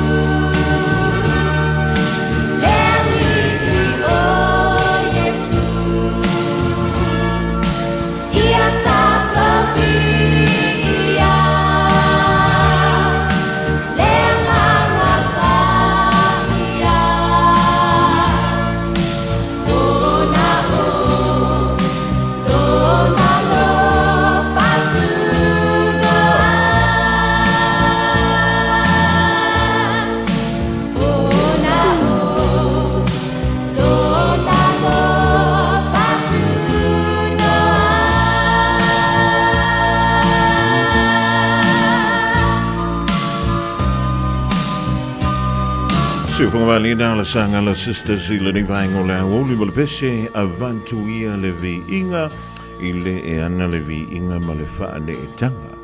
Ia ua ana le se nolo na lo whai e no wa me before you. I le rei fo ia wali ma tango fio le asunga. Fua a whao nente ma futa mai le mata whanga. Whiwhi sau 2 piece, po sau 4 piece, po sau 6 pack, po sau family pack. Ia nā fu i te sau whai ma oile ni iau. Mora tulanga ngā whau tai. E le sunga i le whiwhi au. Ia pasta la whai le kompa o le Assembly of God. E ma le whianga o lano. I le moteling se la whai mo le tātou Paul Kalame. Ma le wha la i au wha le nganga. E awa foi. Ia le tātou savalinga o le futa aono aso. O le ni tau sanga fōlu a whilo lima. E pe o na tātou waulia. Uma. E la tala wa levan of you fight. Ya ele nga le tala fi ma le leila. Ya ma le matua ma le autu o le ai to le ola ile de yaso. E ye ni si o taimi. E tanto te fa pe ai. O le tanto te tala ina lo na fidangalo. Peter yane o te wi au tafa pe sili lunga o le fai. Lo na fidangalo. A o tanto pasesi ma o tanto foi mai. E leo le whingano leo le ali I leo te whai atu ai. Ioi, a o lo oe a ngā ia whingano, o oe a nā langona, mau oe lava nā manatu. Ia tātou whai tete, I le so ona wha o ngā solo, o le suafa pele, o le tātou te paau I le langi. A wai e le taimi, a tonu e umias taimi o nā e te whamai, o le whingano leo le ali, ai lilo. O lo oe a ngā ia whingano. A ua e pāsese I le whingano le ali. Ina ia tele ai. Ia tanganta fo I le le whapehantu iante o oka. Se e se lau launga le lei. E le manga ia o au si I ngā mau. Whai tete. Mai le tala le tusi. E muti vale lo nalo wha. Ai tele ngese lo na toa sa. O le mea la e misi o ngaka umai. E tele ngese lo na toa sa. Ai e le taimio o mai ai. E ala na whaila utala. Leanga wo ula vea ai. Io, I le mea na ta o le tele ngese o lo na toa sa. Ai ka keke I ai leo o mai. O le kaimila e o mai ai. Ia o le kemi fo I ngā makua ka le mawhai o ngā kakati. Ia le ti ngā mapua ngā. E o mai. Pia o mai lo na toa sa. Ia a whailanga ko pepese le lua whelua wha. Pa mai o le whinga ngā noa leo le ali. Ai leilo. Wa e kango ke uirunga mo le meo le whaiko o le pā. Le whinga ngā no le ali. Ai ka ala I ano oe langonga. Mono oe ka aufi. Ia, pamela ka la le sido makua. Ia stap ngei loa ala u whaatsi siranga le kongianga. Tanto wo. E tā lai le whina ngalo o le ali. Ia awane I nganta I tanto upu. Ma ia awane I ngata I o tanto la ngutu. Ia avea oe ma whaanta I ta inga lele. Ia ona ngā langa. Awau ke manga kua le ke imi o le pepe o le kirisimas. E mani ia lanta te whanga no matamatai ma nisi o le whana. Lanta nei lunga o le au ngā le Netflix wa whai ngoina. Mary. Awa Samoa Maria. Pantano whanto I Maria malawa lea e whantasi malnea a wauti. Maria lele, Maria Feololo, Maria Nana, leilo mai lanto ainga le tausanga fo oile kirisi masi nai le toi fo I lanto ainga, malo ari Maria. Ole, ole winga ole tala. Ia avea tātou, mai sila, le tu pale o tātou tama. Ia avea tātou, ma whaeta ita inga, I nei a tātou whanau. Ia wai o lau tala le na whai lau tamo sani. Mantua sani le so man makoko I ngai o le whala mai. Mai lantala. Te iloa ni. Ia, si sa ungo ia o ele. Le kau mantua. Mai. O te tea tulo I tua. O toi anga lo lutu. Pakusoli. Ka I maa ngai oka sani. Ka I maa ngai a lo finga. Mai. Ke lola. Ia. O te anu watu lo le whale. Au kangolo e ma losi lo antali man te o lotu. Whantu sani. E mana ia lo whina ngā. E vai. Mo ova ai mo meu tupulanga tala voku. e ke whai aku ro ia e whaile mele ke whai aku a. Liliu mai lo maliku, liliu mai lo malatua. Lenga voi ua sawa te kono lo si wha ni o na po. Ua mau alunga le wha ta waino le mele o le ai ata ta mua le whana. Mele o langka, anana le me whai. Ako sani ele o sakanga ka whai lau. Ele o a o sakanga ka. Ka ua kit. O a ustang tai le tau. Ai na paule me le au te whalongo ina le teimine. Ai alua kongi le whale pe ke a kui kua. E la kufa malo si lo antali i te lua o le lotu. Te lo le me tupu. Mai ole ane me la kupa. O le mea o le a tupu. O le a le fia anu lo antali i le lotu. Pa mai, au ka maa. O whak ioi. E sa au le rei oi. Ai vai. A e alua tu nei le whale wha malo si le tamuti ti polo antali. E tu sa lava pe o ngai ngasi. I li kai anga manga oe. Langa vo la ua maasa ni wo fia ni va ia so fia maasi no e il fale mai. Fia kau sanga ke lua le koe olu. Ona o le ua mawala na fsosoan. I le asi esi antu. O na le antu. Mai o la me kong fa san vai. Na o sa o tu ua nano. Io e po lea o le whenga roa kari. A lu te whai atu. Langa o le ua o fo i mai e le meanga. Mai o la me vai. E fa pea. Anga wa oi, au te alu antu le whale. O au tangata mua la ilunga o rua ma lo antari. Ma ngā la ia le, wha. Na la ilunga, whai sau talo ni tai. Au tu sa po le sa e whai ala ka. Ngā la ia le. Ia ngau sa haungi lona, a whai o le iwar ki melo. E te tauna tā le vat. Ma levo ngā umanga o sa. Ngā la ia le. Ia. Ngā alu la ia le lona. Lona no fusiua pa a whai mo mia no fusiua. Aulilo, aulilo of king. Wa ilo pela we pele o moeng ponga de vele veko. Ngala yede. Na lule e fai lo antali. O le la walu le lotu. Yang ku ile fa penga. Pa mai o lo ka manga ya pero gari. Yo e sa we. Au la tu wala no yete. Ai lule o salni. E sa una fale o la te fia. E sau le fale e fai mea fia. E o antu li sau fia anu no antali. Langa vo ngai vai e kola ki alu e sau ko ai fia lapa. My son. I never thought of it that way. Io. E fa pe ngale mo le me ka o le musunga. E le fa pe vo le ki fia kana o le ska ngaka e sau fa mai o le wa mau ya o le musunga. Io le musunga na di Apollo. Ia ngai alenka ko wo fai kana o iska ngaka e le faingi mea o ngā. A wale antina e ngau tāntu ba inga i tono ni anturu. Ia nga, ia kana ngā whi ase whama, leila, se ia o ke ala i kua. Koe sau e ko marisi si. O whea whare me e ko whare sa. Sani, o le ua wha inga e siri mai ia. O le la koe ka ua kufo i la wale kua whare sa.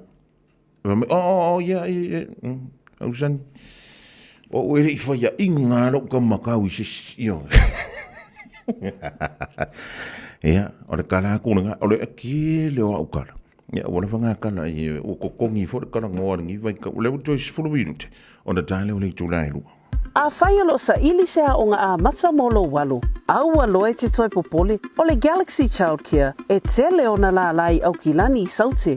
E toa tele whaia o ngā ngawaa o le a o ina le whānau e iaia inga whapitoa pe a le sitala lo walo. Tolus fulu i tū la, free. A vanoa le vēna le a onga mo whemalanga inga le whānau, free. Maua mea aia le whānau, free. E iaia inga whapitoa. Mo nisi whamatalanga, whaafso tai le o lua tasi, o valu tolu, lua fitu, lua iwa fitu.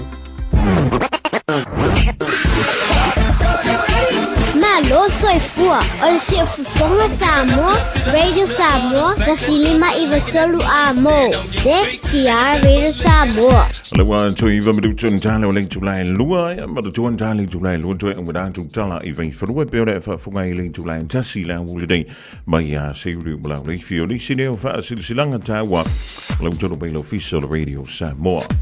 O le tanto wha silanga mua e whapea. O le tusi o le vau filifili ma le tusi o le songa. A wale ngalo sa lo minga o le tusi o le songa, vantasi ma le lo minga o le vau filifili. e mawai wha penga o Samoa i se sifo tutuila mamarua o nisi o tala tu o Samoa o ala ngā upu o la matafa i le matai le whainga o wha lave e pei o wha i puiponga ma liu o leo siu singa o ainga ve sila whainga o Paolo o si i wha alo wha alanginga o e ka le sia ma le tele o le ngangana o wha alolonga e fitu se fulu tāla le tau yo e wapa mawalalo nei i le fitu se fulu tāla na o le official radio Samoa i taimi maso whainga alwenga e maua antuai sa lo minga a fio mai i le tolu ono Hobble Avenue Marakau e maua antuai sa tusi mo nisi whamtalanga wala mai le tānto ofisa i taimi masani ia o le tau le valu tau nga i le afolfai le fiafi i le lua no lua tasi lima i watolu lua no lua tasi lima i watolu ia fe o naua matua improva ia loa ngai i lunga o mea nao telefoni sa veu le nei vai tau ma le nei tau sanga fau o na tale i lalo o le shopradiosamoa.co.nz shopradiosamoa.co.nz ia e whai mai ai ia sau oka whaafetai.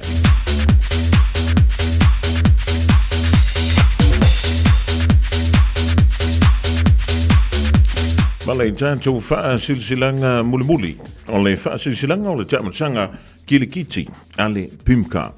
Mō mawhutanga ma au Kilikiti uma ua mai o na wha ulu i le tamatanga ale Pimka lua whelua lima. O le awhia le tātou whonotanga i le dongafuanga masani o le Nanti o Tara Park i le aso lulu le aso valu o Januari o lona winga o talatu tai au po le aso lulu o le neiva aso le afo le ono i le afiafi o le vefo le au le ailo ai polu o au taitasi e marisi o vaenga uma e winga e le tātou tamulisanga ai lei a matalia i le asto nai nei mui ka fefe ia o le ioe e le kaungu ma iau pake ma upolu asto nei nei aso se fulu le tasi Januari lua afe lua lima ma o lo o tatala lava fo i le avadoa mo nisi o au e fia wha ulumai ai lei a matalia ia le tātou tamulisanga mo nisi wha afsili wha afsota i mai ia Lilia Nancy Palelei i le olua tasi olua tolu o iwa tasi wha iwa olua tasi olua tolu o iwa tasi wha iwa po o vui Pentelo Stars i le olua fitu tolu valu tolu ono wha lua olua tasi olua fitu tolu valu tolu ono wha lua wha mtai ia o loo seinia e le fionga ia sola sa utara fianga o le tai fono o le Auckland Pacific Kilikiti Association. O nisi nao tātou wha silsilanga tā wala utolu mai la fisa o le Radio Samoa tasi lima i watolu amo le ni fo i vaenga o le awoli. Wha marui antu le tausanga fau ia malakirisi masi fo i le tamai ia sau ia po le fionga fo ia sola e wa te lo fo i le wa fata uma tu nei lava wa tai valuai tu la o isi taimi o isi anso tai ono i tu la ia maino ana fo ala au ai fia si la fia no fo ala au ia fisi sa o asio na antali i le Wayne Lounge ia bole sunga ia murpola o nefel wai male anto fo ala au sio tama ia sa a lova jelal su sa ma lole ono sa ma lo fo i le lava papali ia ilanto lo o fa ti nga tu le wo fio mai le nanta usanga o ma le ni tu usanga va vivia tu Vans Pailante ma tau mate tala wa tu ya DJ Dave e ma tau fanga meke mai lanto ma le ma futo mai America Samoa wa mai o ko inga o le la ma fiola ma ko inga i bala ma ko sia ka fo ile lo se apa ma apa tuna po se apa wahu tau fono lo ie afu si o fale o tau patu wale ila lo utino ile namu ayo te usulava male fia tali ilangi ayo so manuia o tale ni lava mea uma e mai le atua o tale ni lava mea uma e mai le atua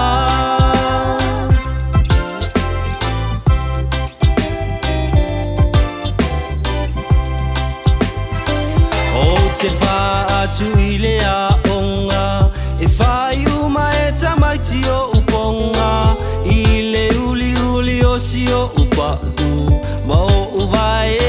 pala i le namu O alofi vai mafia fia O se e vai o te lenga fatia Si a ulu e momo e tutasi Le moa moa o le fai Si a ulu e momo e tutasi Le moa moa o le fai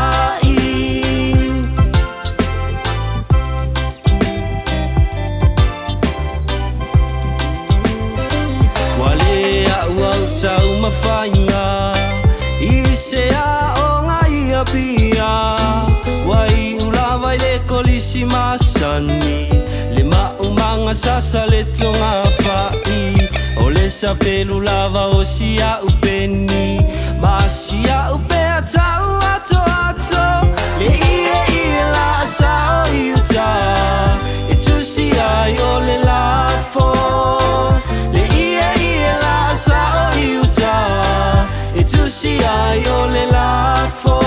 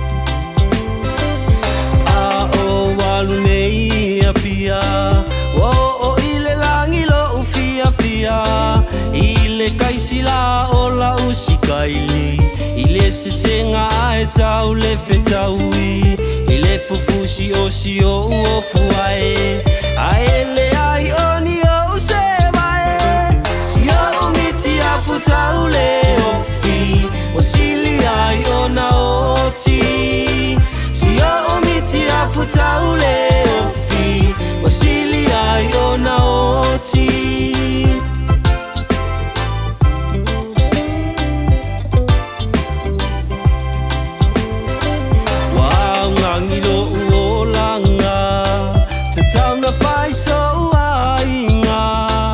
Pole vale lo uma fau fau O se panga ai o le au Atu vale o si o uloto O tau o so ai o le moe tolo La uma lo me aunga E su e ai se ava La uma lo me aunga E su e ai se ava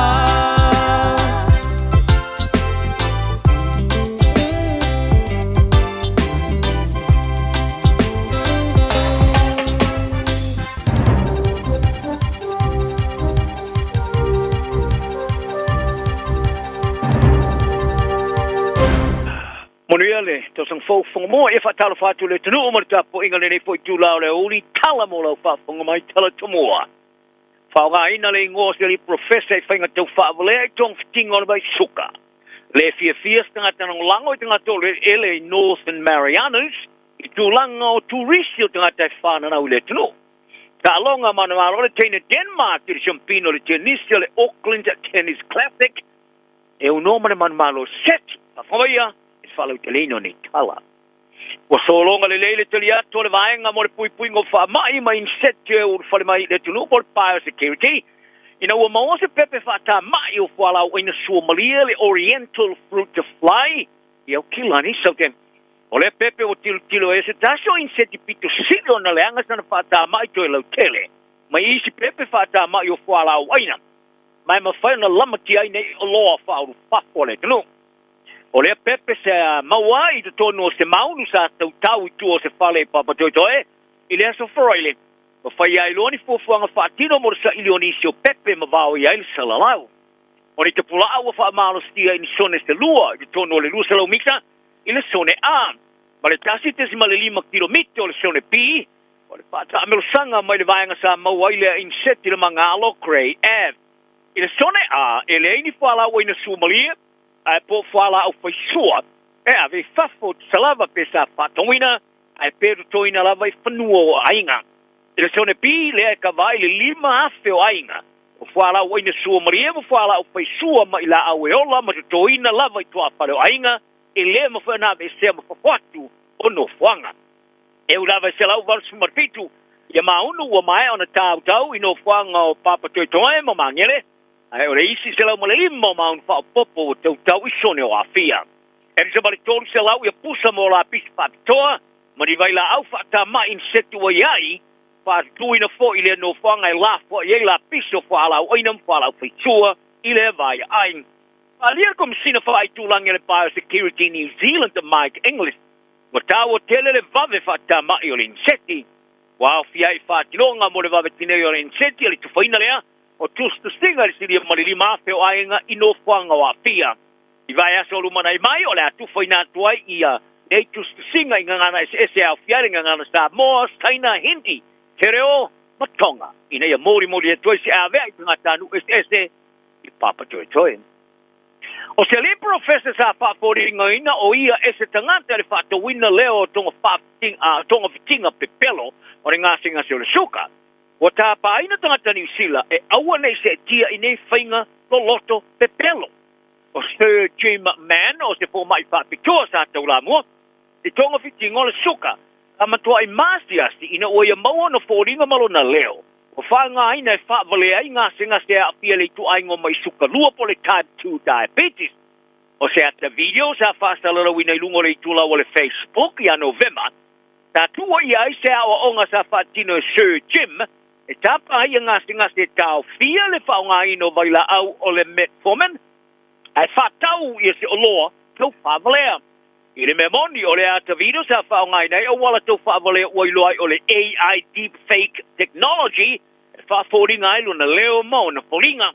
Mai e tā wai o lea wala tau whaavalea, o le AI lea, tā le te lelo na whaonga ina, I le foringa mai ai o ia tonu lava lea sa whaonga ina nei whaapunga. O ia tau whaavalea e au fia ele tā ua le maua vaila au fōwhale nā tura mo le mai suka.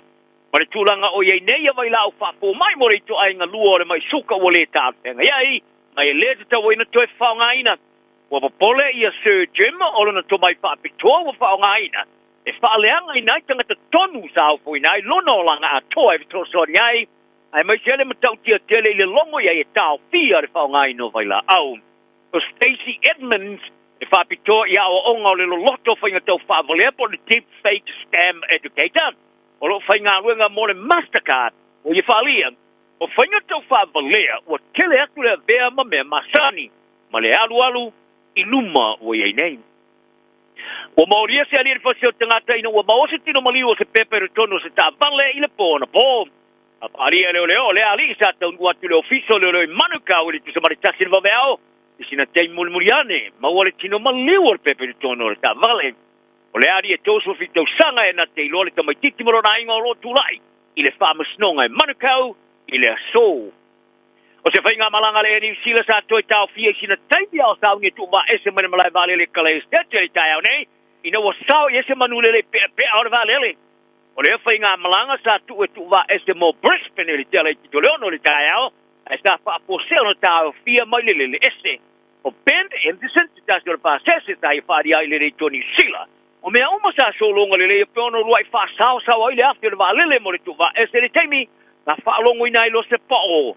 Fa po se e lona ta ofile valele matu I lalo wili luma matu e fa solo muni to matu ai muli ane longo le pasese o se manulele sa o tonu afi uma lua o le valele o se tangata lango I tangata lele ele po le indigenous advocate I le moto Northern Marianas I le Pasifika o le fieri tulango turismo tangata whana na wile tunu po le birth tourism o turismo tangata whana na o se awala lea e whaatino mo tangata malanga I se tunu ma le wha moe moe. Ina I whana na wai.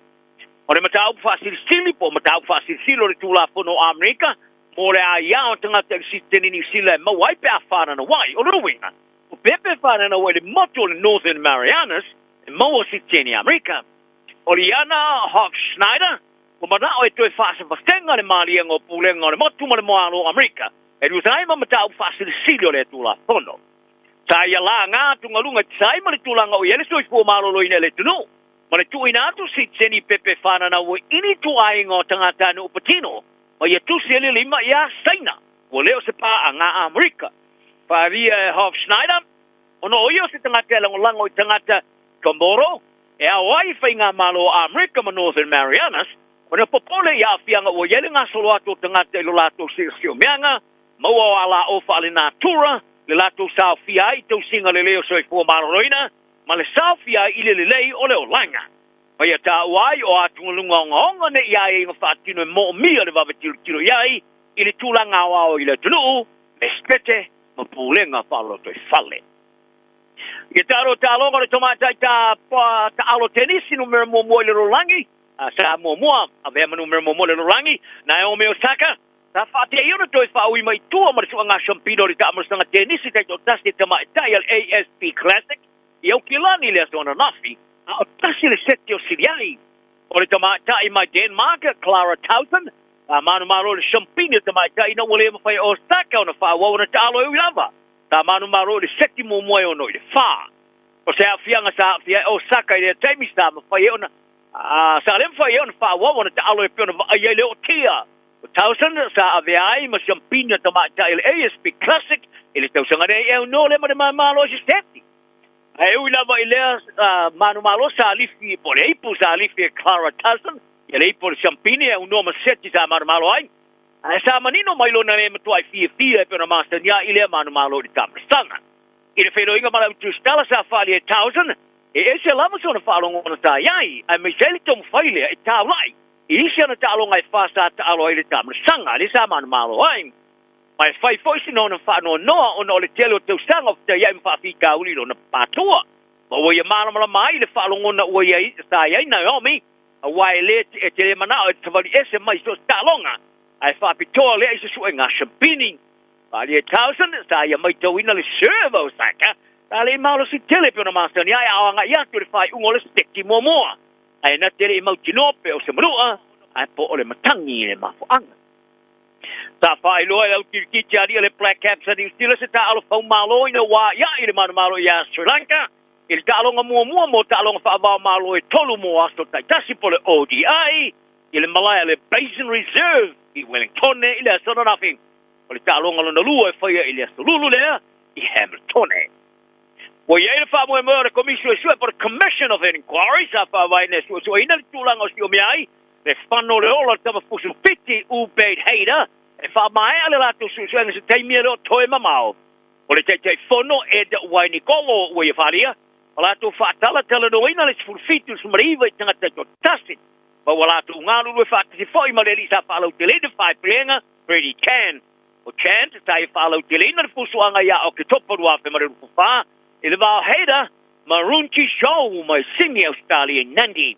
O heida sa mua muatu i loa ia Nathan Singh i le Tuyoti i sa whai ina le Tuyoti le la fusuanga shampino le IBO Asia Pacific Super Featherweight i le asto lua sumale o no October. O le tama fusu e lusu malini matau sanga sa mata pungia ni mai ai o le fusuanga mana nati atu ilo le whalemai lau toka matau fia i le Pōla Valea ai whanu ailu no ai a Novema. O le komisio su osmenga sa whaavaina e le komisio whaipere ngā piti ia mana matanga ruanga tāonga i le tunu i le mai ai leo le whanu leo haters i a Novema. Ia tala nao nei aoli i ai per file mui tantauma soi fuia. Ua na o le Radio Samoa se furulima iwa toru a mo e tautuaina o e ilaunga ngana fitu aso le vai aso.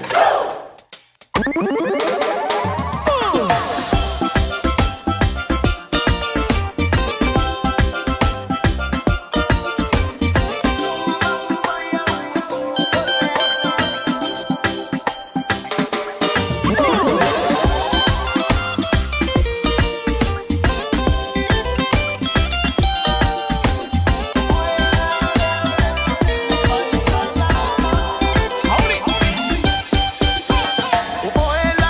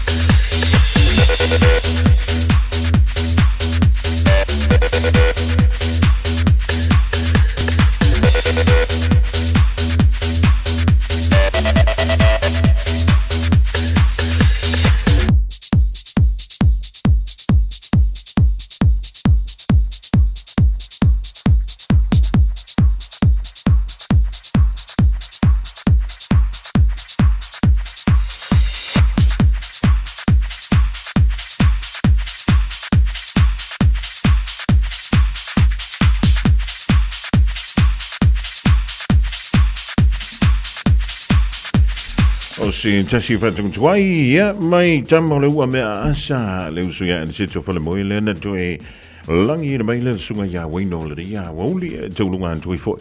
Ia, le tautua se yuli ulau le ifi maa tātou tala, e pe on toe udantu le le tulai lua i le wauli o le so. O le tumini, i le tātou asisi antu le tautua mala unanga, a le Enterprise Motor Group i Manukau. Tautua me le sunga ia au kuso fia le lei. O le taimile nei. Ia pe umalo te vai atu. O le tautua mai ia le sunga ia aukuso. I sa mo?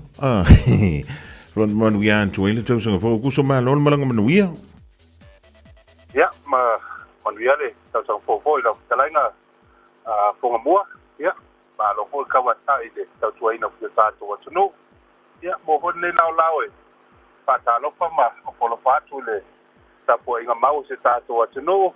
La tau o loo mo mai ta fa sala wa nei tula ile ya manuia le tau fo ile se tato wa tuno ya sa le la vale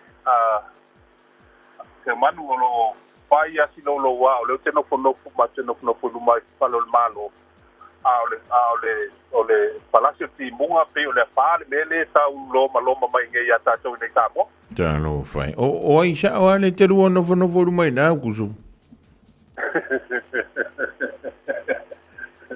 e te soi lo fa pena ma salo lo to ale te fisi sa o tua o io lo ku so fa mo le maule antu no le nei o ya lo te fa male ai ga male fa nau o i fa mo so ya ai ga e wa mai nei ya tatu watu nei tamo le o fa i te tanga tal tu watu o to ne o te to tasi o no to fa mo ia ma lo le malanga manuia o lo no winga ona ai ti munga le tanto to no augus paisi lo wa ai ti folinga mai o lo a pia to ile tu no o le ile tu ate le tau tano fai ia o si tu la gana o lo ia tato watu kai min nei la se mi el finga malanga guso mala inga to e tali watu las Friday ta selva ya solena fa matu mai el company fa ngal wenga o mai fo ini tu fa bon wenga la inga ne ona la naole o mai fo ia o va ya so le ia fa te le la mo of palolo ia e se o mai so fi ngalo o mai le tu mala o danga le Enterprise Motor Group i Manukau pa stai mone mato abanoa yo tu langa masani lava o lo pa wa berta to cash bonus for le pe na fa wa mai November so sangan te nei ya ai o lo o tu langa tato ta vale lo mo so se to nga ta vale le time nei ya amata mai lava i apu ya ma tu langa o pova ya po tato van ia o tamalai ti po ia head fence ke o tulaga na lo tele tatu tava ia o ngai te fel pensini ia ma papa no ia po i so i tulaga pa pe fa pe lo so sa ili se sa nei fo ia am tanga nei tau sanga ia o lo mo tatu tavale mo ila to o lo la i fa foto au kilani ia o lo ia tatu website o le enterprisecar.co.nz o lo mafai ona maua ia tātou le stock atua tātou ia a whape o loo ia se tā vale o loo ina o loo intalesia ia po interest rate for ia ona o loo ia le link po lea pe whape o loo e mnau Miss Finance ia o ina e whai ona whapai e lau finance application ia mātou whaanga i o ia mai mātou whai pito la au ia o tūlanga o le taimi masani lava o talamatou le iwa na i le afa o le lima le afiafi fitu aso o le vai aso ia o tātou e tres masani o le lima fitolu Quay South Road i nei Manukau ia vai ona bili mai ia pe su mai foi ia ona talanoa le tamai atau ia po le sunga le lipule foi a Terry Corn ia awa ia le tulanga o talanoa ina fo i o mana onga ia aua fo le nei vai tau po pe o tau sa ili sa ia te longa na Paulio se tulanga fonga bua Tai fa stai mo le mato wa vanoa ia ai tatu tau puleola ia le tau singa tatu tapa o lang ia tatu toi se loa i sa so mo bua i lona lo fa malona ngalei amanu te leina ia fofo ia toengo le nei aso ile tau se tatu atu ia tapo inga mau fo se tatu atu ia lo fangia le tua amatanga nei tau sanga tiute mfaiva lo fianga iai ia fa tai fonga bua mo le mato wa no alofa tele antu manuia ia le mafutai maainga i wha mo i Samoa whiloa i le vai aso a sau le alofa malanga leo le tuala sunga ia akuso fia le lei ia wawela wo ia mafunga taumula moli o le tautumala udanga na le Enterprise Motor Group i manukau o lai ia le sunga le lipule ia Jerry ia whapefo ia le tamai a tau o papo ia tautua ina lo utopa ia malo utomalu o le tausa ilini ta vale le amatanga o le rei fo ia tausanga toi whaatalo whaatuai le rei vaengo la muli la mai momala whaafunganga i tono mo te malawa whale whainga luenga i tono pisinisi o company to tonu fo o faleo nai a inga nai to so ia le ili ia ma e whaantalitali ia pe mo wai sau koko Samoa le oso si a inga ngo mai malako mai Samoa nga e lua kuarka se fulu le waka le lua masalo ai karfa ia nga ki ngofo ia inga ia e su ia kausanga ka ko wai kasia ia la ngai ditimia ia markana ditimia le vi tu e fu Pule al kamal lo makua. Vai. Awal fai so o. Fai kasi fai dua malava. Fai kolu fai fa. Leva ngoa ia. Ia oli.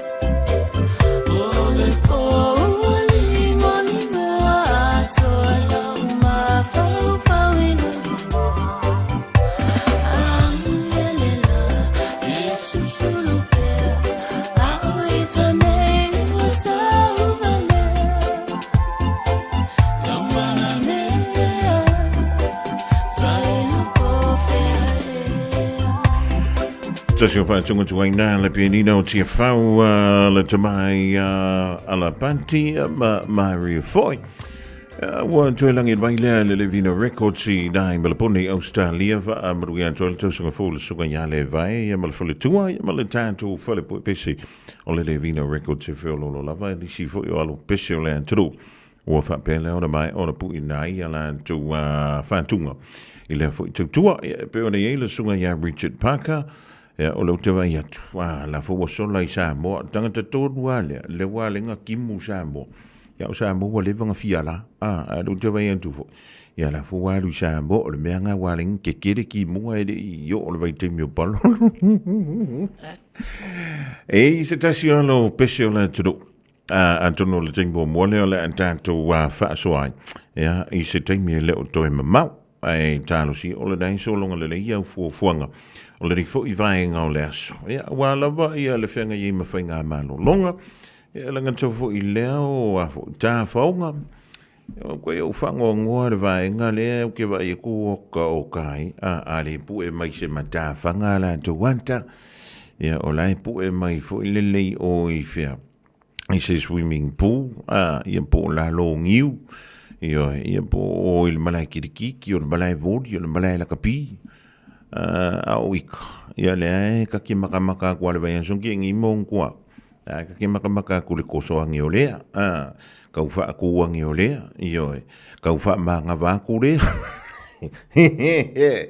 ai io sa ole pese fo le ili ki ia just fa ka di fo yoko ile ki mi fo gan we si fa ia vai ia ka ko valvala ila ia pe singa kodua ma singa o esi la fia e iwa te si male tolu wha miliona tala le se leni ale UTOS ua toe wha asafua atu i ona sui whai unite i le lua o lua wha. Whai sau teo ngā tupe e teo wha awhainga luenga ai lau se leni ina ia vave wha tau nuu se wha moe moe tā ua a lau a inga wha pe e ka le sia. Wha o ngā au nanga le ANZ po le talo wha voucher le M tala male my cash e ala i le click X. Wha afso tai mai le ono valulima lua ono iwa whaiva le www.utos.ws po le emaili o le info@utos.ws po le Facebook le UTOS le whaaputu ngā tupe teo whaawhainga luenga o le mawaenga tausia Samoa teo whaawhainga luenga e mātou lau seleni ai sele e oe le manuia. O e mo mia singa luenga le customer service, hospitality, po le avea fo ima leo. E tele o mautinoa po o whea a matai. I le MSL training, mātou te whesoa soani atu. Mātou te malama o le amataina po le toi fo i atu i aunga. E mawhai ono whaawhainga tā. Ai olo o iai le mātou au whesoani wha maoni. E taita ia malangolango ina oe i lau malanga. O le MSL training, o se ainga. O se no fuanga i langolango ina oe, e wha malo si au, ma wha manatu atu lau sini wha atu. Asi i le msltraining.co.nz. Pevala au loa, le o valu se lau, lua, fa, tolu valu. O lolu manai, e a mata atu, i inei. O mana umie oe po se isi lo a inga se fisoso ani tau fe malanga inga moni usila. I mata au po pe o le vaita mai no whanau po nga luenga. A whai o lau tali o le ioe, wala au loa Ken Ferniho o le Fern Immigration Services. E iailana lai sene, ma ua silia ma le se fulu lima tau sanga o lana tau tua. E toa tele tangata o fisosoani iai Ken, i mata upu tau fe malanga inga. E au fia ai mata upu na o atu le tribunal, ma apili le minister. Tanga iane i le matou Facebook, ma le upenga te whailangi i moli mau. Mo nisi whamtalanga, wala au mai le Fern Immigration Services, ma tala noa ia Luisa, i le oiwa, lua ono lua, tolu lua lima tolu. Lua ono lua, tolu lua lima tolu. Po le o lua tasi, tasi lima tasi, o lima. Tasi lima iwa tolu amo. Radio Samoa.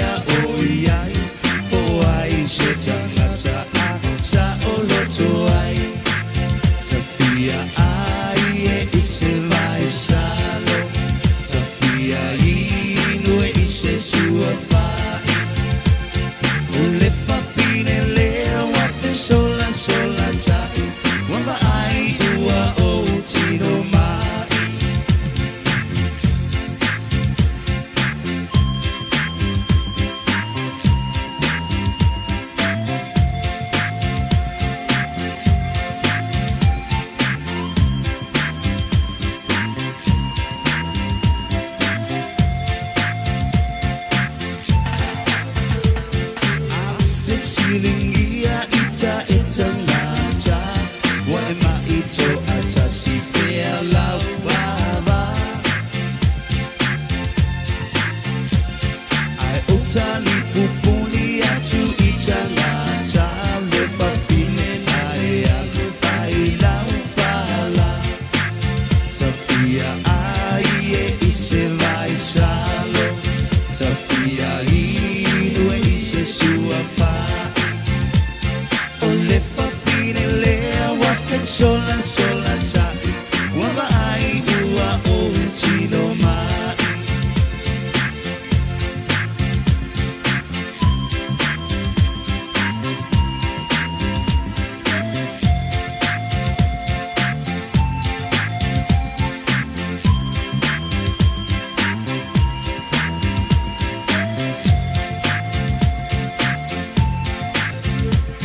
Lau ole piso e soia e te tangi ai ulo o la alu i lo utina Momoli o alo fai lo u ainga Wamali e lo ulo toi lau tau singa Tafia ai e ise mai salo Tafia inu e ise sua pa Ole papine lea waka sola sola tai Wama ai ua o tino mai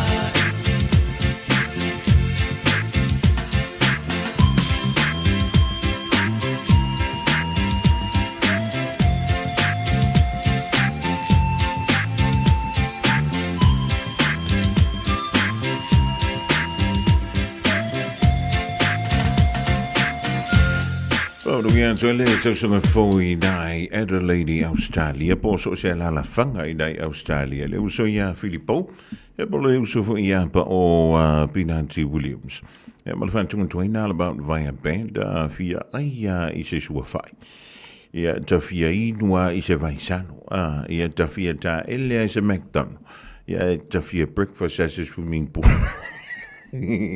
ala wo tolu full family tu tale li tu la tolu ya lo Daniel tanto wafo tanto man lo fa lo ngele no fa yentu istimi wo sol we mai lungo ka ko por kala melodi fo ya woli Daniel tanto man lo le da i se tala fa no na imoane ana ana lila le taya yo na ova ai tu no ile un tala fa pe na luane se tasi ile official le i manuka ma vifo i eise te maititi.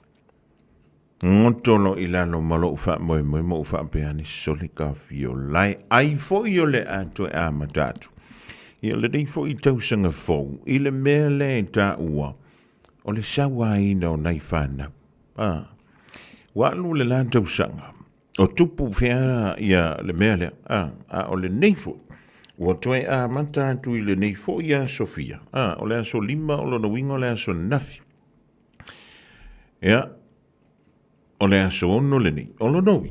O le fo tanto amata. E le nganta i le feo lolo o tanganta na mani liu. I lanto o lo o manua lia a whamanu lia tu ngā. Whaalawa tau tawa le wale le sau ilunga le whamu talanga. Ia peto o fia le au whainga o tanganta na mani liu mai a Sofia fia. Ia o le i mai ale holiday period. Wangalu fi ia upula le so umai. Ai o le tala leu te whai tau tu i e wha pēa.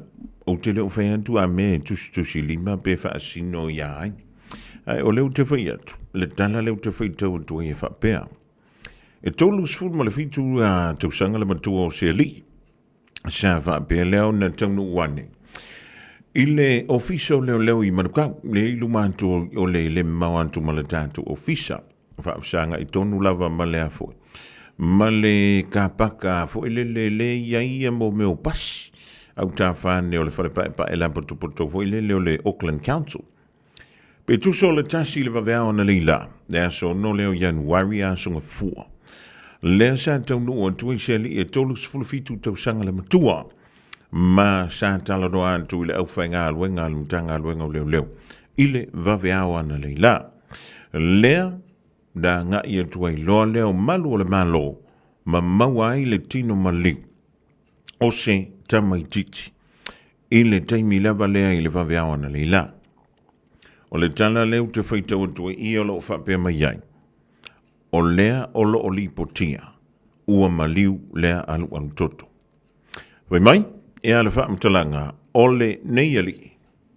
Ia e masani I le ainga e ana le tamaititi. Ia pe I tau fo iai I le tamaititi po le alu alu toto lea ua mau lona soifua. O le taminei ua mai au na lokaina ma olo o tau fia. Antonu o le taminei po se taimi o le so. E tu la iai le ali e tolu sfulfitu tu sanga le matua I le wha masinonga I manukau. O le awhaia le tonga e le pule o maliu. I se taimi o na wha pelea o na wha lau ilo mai. E a le tulanga fo I pe o le iai. Le mafua anga ua umai le soifua pe mauma wai le ola o lea alu alu totopo le fo I tami titi. O le tami nei, o lea ua tu inantu ma au inantu ia le afo so soani ngā rue ngā lofa. Mo le tina ai meise le ainga faa vauva. Na veila utala le tausanga ni sim vātu nei, tālo sia I le nei tausanga. O le a faa pēr leo na tau tuu I titi ai. Ia le mea leo le sawa aina. O alo ma whanau. Beita iane. O lea lava. O te.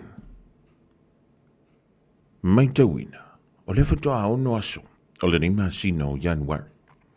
Ia pita iane. Ia ele moe le fili. E sau pēr le fili. E lama lama I tātou.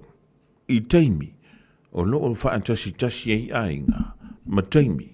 O aso fia fia. Wha maise antu le ngango le tua I ainga. O wau mai masani e tau. I lefo I tamaititi. I lefo I alon toto ele o manino mai. Po o le ale matua. O atau sanga. Ia peita iane. O le lava e maita watu. Talo fai. Talo sia ia so fia fia. Awa e se uma o tātou ainga. Ai ala mafuanga tele ina vevesi me nei o ainga. E oi. E tasi ele mea o le tātou te tausini o isa iti. O le tupe. Ale le leila u wha o ngā ina ma lo wha so ina o le mele o le tupe. E a vea ma wha fi tauli e tupu pea. I to tonu o tātou ainga. Ai mai se lava. Pe a whai o lasa I eise se leni po se tupe. Na whaavanga vanga. A wani whaataunga ale whanau. E lengan teilea o se leni po se tupe. O lana tu e tutongi e se pili. O le tupe. Na fua e tutongi e le fale. Ioi. Ia ma le se leni po le tupe. E whaata waile mea ai. E tolu awa e whaavaenga tāua. A misi se vaenga o mea I e wha. I leo langa o le tangata. Mo tupu e le pefea. Mo tupu e le wha la mua. Tauna ini a tātou mea tau mafa. Mea ai. Lua vai tau mafa. Po o vai inu. Tolu o a tātou ofu. Po o lava. Wha o le whale. E te nofo ai. Wai le mwhenda e nofo le malulu. Ma le tingu mala. E pa e wha aku. Pe ia la ki o le Sahara Desert. Ia po o le Kalahari Desert. Ia po o le vao Israel elum Palestina. Ia po le anga ia tuinai pe tele. Ma le na whana wai ia le pepe o le Kirisimas. O vaenga i e wha. E iselo na tau. E tatau o na maua. E so stanga ta soifua. Ina ia saunga le mulo naola. Ai o se tasi fo I leo mea. E mafu ai. Ona, tutupu wha le tonu ma wha lawe tonu ainga. Ona o le lei, o le wha so aina o an tātou tupe. E pila vona, masalo o le uafia, sifuru wha. O le teipi le nei o le wa amanta le sifuru ma le lima o tausanga. Talu o na tātou mafutain tonu New Zealand I lungo le ala leo le radio Samoa. Ia. I to tonu o le nā sifuru wha, sifuru lima tausanga. O le pesiale an te whaamadantuantu, whaamadantuantu whea. A wai alanga ka pisa koe ngisi o kani. Alanga vo no o yelo dola. Ele mawhai stanga taile yo yeso na o langa o na mana malama i le mele o talo no antuai. Langa i kere yo yei. O le tau wha so o le se leni. O le tau su e ina o se tupe. E tau whai ei le kele o le maumea. O lo o tau tu tongi tono ni antunu. O le mafu angalea. E a lai o na tanta longa tupea ma se wha. Kau wha mangi file mea ngā o le afterpay. O se mea le lei leisi tu. I vaenga e mo mia. O panta tua o mea. Ona e le la vai lau wha soa. I leisi lua vai aso, leisi wha vai aso, leisi ono vai aso. Leisi valu vai aso po le lua masina. E mana ia foi le lero lo atu au mai, aru aku la au mai. Ianga e vai aku le kongor kofani. Wa makanga ma fie fuare kele o mea le faulala i mai eise tu lau le ngangana. Ai au o lola le tumi tau tongi. Ia ule la valo mal faso. O le visili la tau na visili ia tau e la vai le tumi ni pe afe o le te fa ngai na le mea. Po ia fu ia o nanga. E au ngā me i te fa tawina. E tanga ua ma o ngā me i te fa ngai nai lau sele. I mea ia le kimi ngai.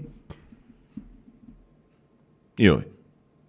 O i se au ngā o mi i ke fa kawinga. E la faina ia lava matau mafa. Ai fa pe fia ua filfili aulo mau kaukaringa aulo mau se vai aulo ma. Mau ka vale aulo mena. E fa fia nga fa ia mea nga i le tausanga. O le aso nao nga i le lau tele. O le tausinga o lau ainga. Pe o naua e fa pe mai. Halu la kausanga o kinga inga, ma whainga ruenga, whainga, lelei. Aranga o le tangata soifua. E au o na whailo na taui. I ana ngā ruenga, sa whita i tunga iai, ma si sina ilo wafu. Peita, a whai o le tausi, i alau whanau whatita inga, toa tolu, toa wha, toa lima, toa ono. O tala whea ngai le mea ngai ke whai. O tala whea unga lau whaatatau. I le whaasoina o lau seleni. A whai o nei te whamai. Whonga mua ere eima sau whea au te kuro waringi au. E sa o oe. Ala la me ke rua misa so oe malu koru. La me ke rua vevesi so oe. Ma lau tau tonga. Lena e whaapea mai ai. Ke kau ko aku. I oe. Ma losi po le mai. O le au leanga po le au lei. Ioi. O le tupe pe le aise tupe. O te tausi malo u wha maoni ia te oe se ia o mai le tausanga e lua a whelua rima. Ioi. O le mea nā le mafua i le tele o ve singa i tono ai. O le mea le tau o le tupe. Wa mai le tala. O le tupe e le anga. Ai ili si ona i tu. Ana leile tupe le mwhiona whaafsuia i mene i oloa. Ana leile tupe e le mawhai. O na whaafsuia i me i au nanga. Ia malu wafu lilingi. A ta atia ana le kupe ia ka kia kupe ia ma ka kia i pe inga. E le ia soka le anga. E le iso na ese nga tele. Ma le mele ta ule ava malosi. Awa a kukua le mele ava malosi ia ke makamaka kua iei ma e manga o ngā iei e le isau kupe whakau. E le ia se mea ki a whai ngai fua. Se i vanga nālawa. Waka ko whapeangi. Le eila. Ngā ma sepo alwa i orko inga. Ngimo marang whang. E le i ora ngau i me ngā. Ora whao mea le ngōna ngā mea. Ioi. Ai, ole fusili nā le tati nufu mataita. E kaki ofo. A whai ole vāo urungari. A whai ole vāo ta māma tina. Ia me whai e fua ba, o le me kirima ke, ma o lo le fia. I le tami titi o lenga pepe mea mea. Kau mangi ia kua ngā soifua mai, mwha manantulu soifua mai ole. Pepe o le Christmas. Ia mautu i lofo. A whai o ngai se pepe tono le tumaringa. Oli sanga le na, ma le fia ngā tele na o le tuainga. O le pepe le ngā. A wafo. Si iange lea, si iangue lea, ioi, kisi iange i o, E ki ngā o le moisi me ai ko wa kasi I ma iru. Ala la me le wo I le soifu o sia. Antali I po sia fine. Ia pila vona, amatan tu ia se folsanga fo le ia uli ono se whano nonga wo o mea tea. Maima. Ia le mea lofanta ua le tu. Makua maima. Pe a wha apea. Na maliu. Ia ona o se wha o ngā lima. Ia po se mea mau po se lima keke. Ia o le nea. O le mea ngā leka ke wha ngoi maka. Manta wha apea tu. Kia fuka iko.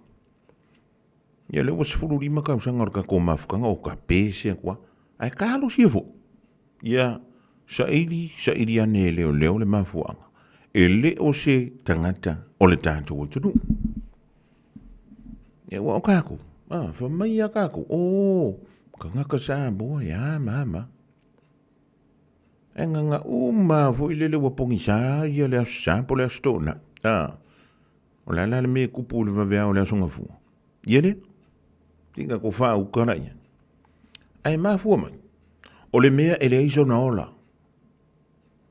Ona ua kako li fa mua le meng tau na fa mua. Ia, wala varanga akar. Tilo ua taitalinga fo I sang fa fonga. Ia le nge ia pese mai ia ele fies fulka usanga karupa.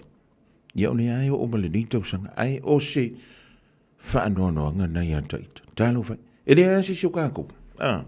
Mai masano o ules kanga ka piko siria nga vavele o so ilungole. Punga o kange vai. Pe a fa long kamengi o kamiki.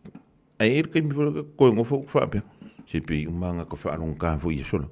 E moila, sa fa long ka alanga na vavela wang. Yo, makwa vavela wang. Yo. Ye wa ale vavi. Ya. Nga ama wa kai ka kere yo le mere ka ke angi. Ya ka lo fai. Na e tau tsi le fimo tanto ilo le meo ia tato. E cosa che fia ona ku le skuli mangu e pe ia ola ke ru fe ko ai me Mike Tyson yo. E ki fa mai le skuli mang.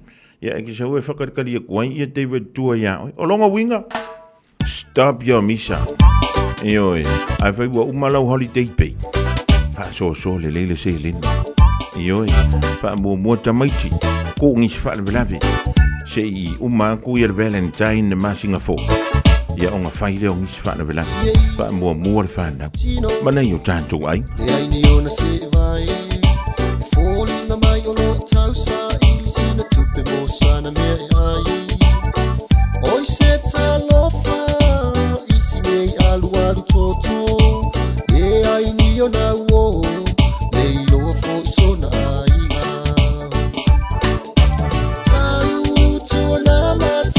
Mai le ole fana ole manu ia lena mo aso se ai nga ola fia ole lo fauangi angia ole tofi mai le tua ole fana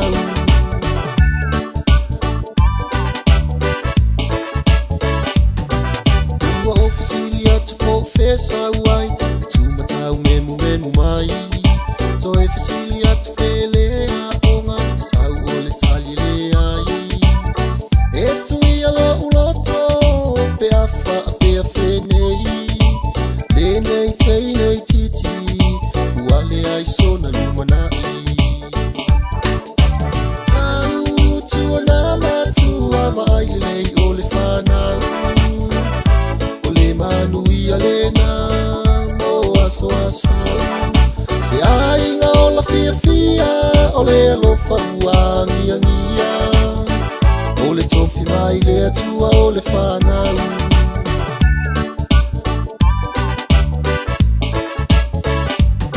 o se va ai nga matu e fai ma fama na tu pe matu e fangu o lo tu pe lava ya so fai so e o fai pe ole loto vai la fana le olo na mai le tua lolu mana ilena ini aso olo mua sau tua na tua mai le ole fana ole manu ia lena mo aso lo fauangia ngia o le tofi mai le atua o le whanau.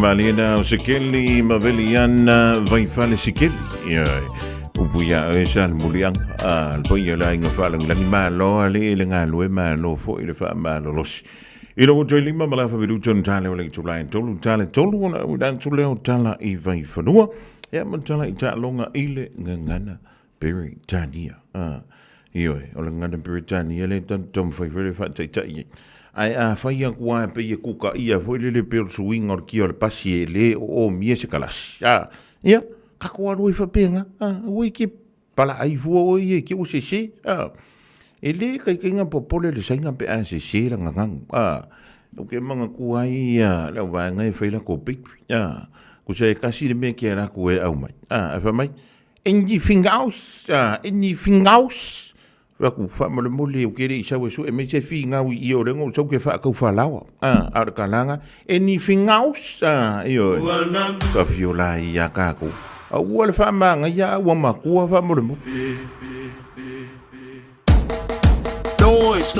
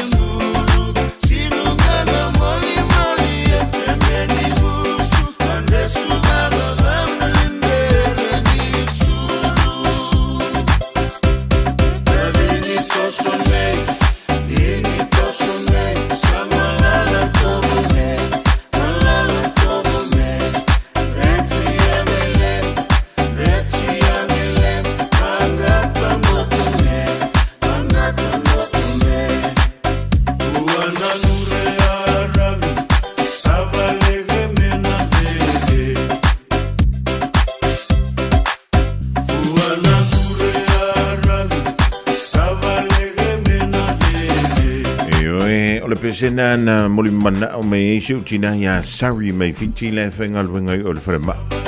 Le la umaloa mana vani wa le moli isu anko e fechela tala.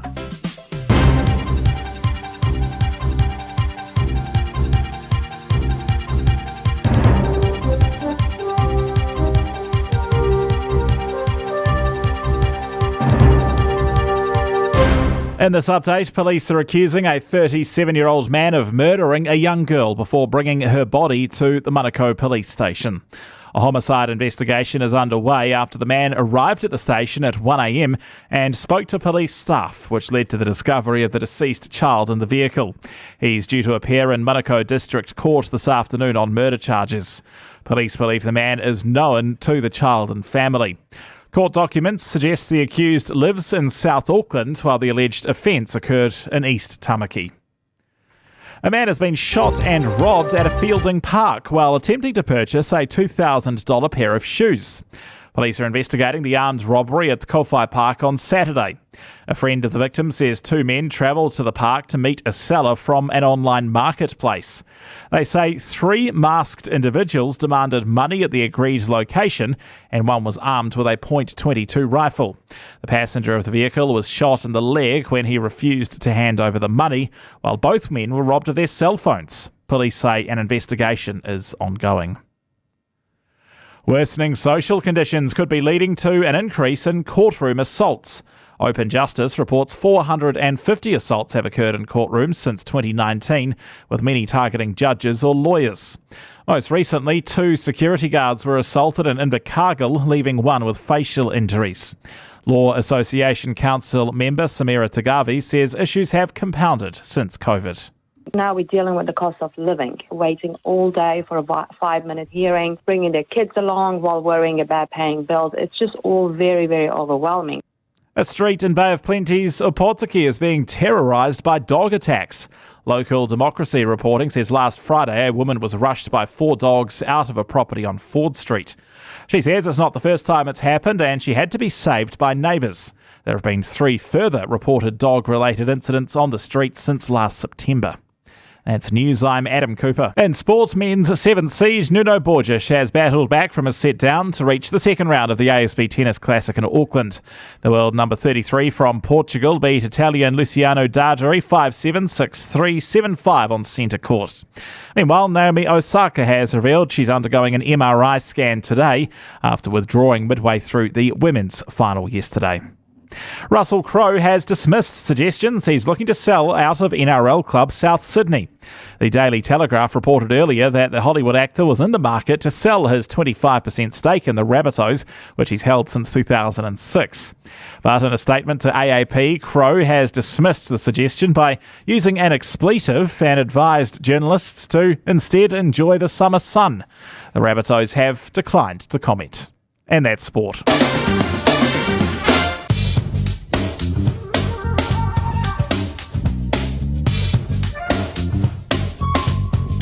Tala le tau mo le so mo le asa tai au. Winga le tau mo le so e le leiwi ngau le tau ma o le angi mai savili mai le tu saute o le atunu. Pe vela lo iai le so e lo sulu tikiri ma le malu lua se fulu lima tikiri. O le angoto i fo le lai le afiafia na nei i le to sfulu lima minute i le tu la iwa. Mo le asa tai au e le leiwi ngau le tau ma o le angi mai savili mai tu saute o le atunu. Ma o le afalongo ina le angi malu mai o le ea i le awauli ma le afiafi. Pe vela o le aiai e lo suto tikiri ma le malu lua se fulu fitu tikiri. E o sa ele la i leiva minute te ai le tu lai ono mo le angoto i fo i le to sfulu lima minute i le tu lai iwa i le po atai au. Molo tala na le tau mo le so mo le aso atai au.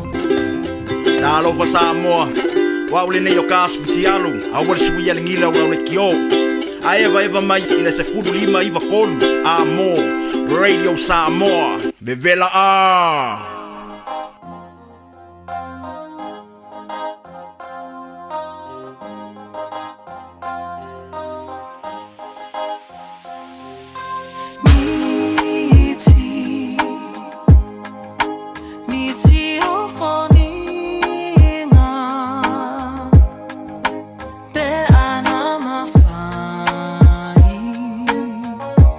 Ona o tango ina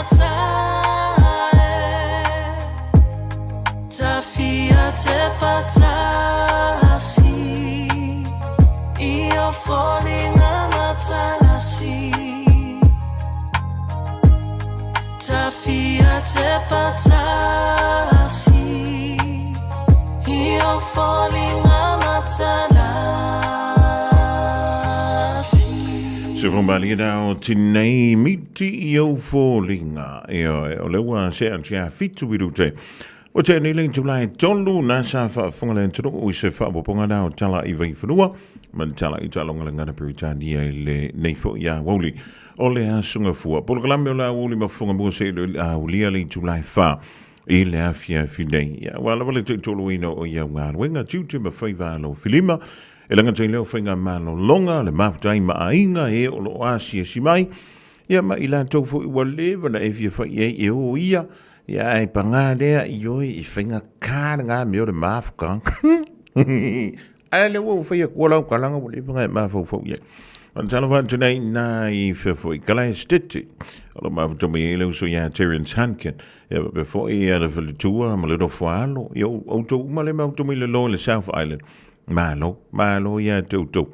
Ia lau mai fo e wha omo mantou lunga nei au kilani tautou tui fo ila ia lea. Ia o atu matala I antu le tala. O au kilani o le lau mua fau na o New Zealand. O lo sei nia le poulenga al whalmai. Awe ka fe le la lorangi e. Le anga de mea ka o le whainga ruenga a le fiano ka e le sami. O le mafutumi nai Brisbane Australia nai Queensland. Le stete malosi. Ioi, o te leilo po Philippe tono o lena sao mai le langa o lenga vevesi ai mako ingei au kilani sau te le vea sun te nei. O lela tauta a whaina tuai fo I mo meo mo moli ma apu me vape ngai tonu au kilani sau te nei. Le angara piko o sau au kilani sau te sole ise le tauta ua. E tauta ua I mele lei o mea feololo ia ma mea wha lei fo. Ai o sionga ponga. Si la ngai au le leia ka piko o le au kina.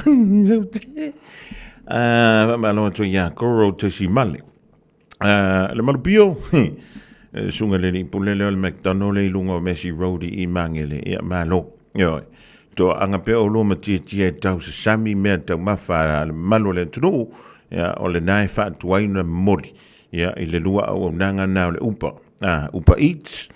Ia po le puta eats ia ma no ia to lo nga lui le fo nga wenga o le sia sono tu I fa foto le tanto ofisa ni manuka sa warka ber ko ki kia kurka vale lo vai a wenga ku soli e pi fa ali ide am ka o le tina malana fa nauting o le o me mo moli mele upa ichi de ofisa ni kana ko ma ko office o va pe a fai o le popula le a upa it mai e feo I konga o kina. E makua o le fia ai ala se mea ai au mise upa it. Au maa a wha peo le wha lea. I rongo inga la fu e wha I o inga I roa. Pe o le alea konga o laka mea ai de. Whea kua I wha. E ko sa au mai o le whare inga o lai perka. E o mai I le wha. I o le sa laki le mera wa au mai. Nanga bo lo panga ngai song ku se I kai o long ko no ma le na ko ai ai so nga fai e fola ka o ka rea va ye fa ma lo tu le dia wo ya ila to lo benefit I lungo nga le ngo le Uber Eats. Talofa Samoa, o Ateshna Ryan, o le Licensed Immigration Advisor mo le Auckland South Immigration Consultants. E visosoani mo so se tu ai ngā visa e malanga mai New Zealand po Australia. Telefoni mai nei loa I le o valu o tasio no valu fa fitulua. Po le olua tasio no valu fitulua tolu o. Jalo fana vau tia roa, ua te tala na neile o nanga e veni, mo fa tangwai au ki lani New Zealand. Numero tasi John Coulter Drive, I le Auckland Airport Shopping Centre. Tau fatapatonu lava le warehouse ma le countdown. Lau vale o kula wiloa le e veni, Auckland Airport Shopping Centre. Matau te whaia ni fo aroi le aso lava e te fio mai ai I le Shine Dental. Ai e ia inga whaapitoa. Matau te salia le Afterpay, Zip, Q Cards, whaapea wins quotes I le Shine Dental. E whaia fua whaatalanoanga ma le ACC I le Shine Dental. Le aise tongi mo whanau I le vao le se furulua I le se furuvalu tusanga I le Shine Dental. Talanoa mai le tongi ino le whainga o nipo e whaonga ai le Zip, Smile Now, Pay Later. Le aise tului I le Shine Dental. A fio mai le 5 Great South Road manukau pe vala au le lua fitu ono fafa. Lua fitu ono fafa mo le Shine Dental. 24 hours a day, 7 days a week. Radio Samoa streaming live on www.radiosamoa.co.nz.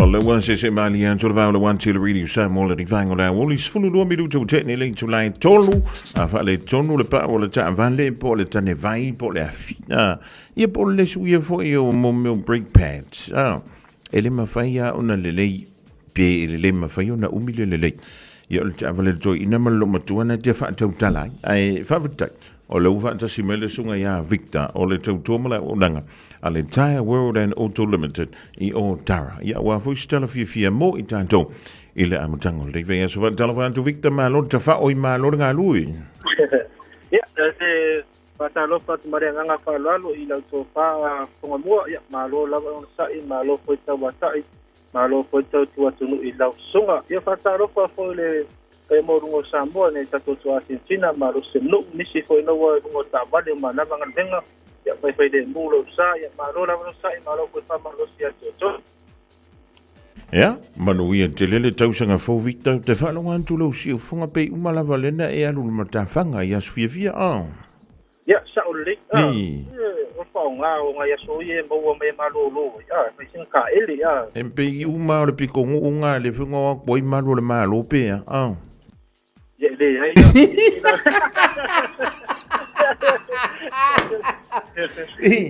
o ia ko ke fa ki ngari ya tu monu va ori mala tum tangal we ngari o la foi fia ka fa faula ko ai ma lo le foi ma lo no fa pe u ya ke di viri Victor ya di vi o le ngi so de o ma ya so ye di bi ya ko ya o so pai ya swa nga ko ngi spa di wa ko nga se ko ya o bang fa nga iya ya va ka se tong singa I di vi ko nga ko ya I le ka wa de ma tu ya ya ko pe na iya e fua I le tele na tu li manu au kilani te nga I fa vela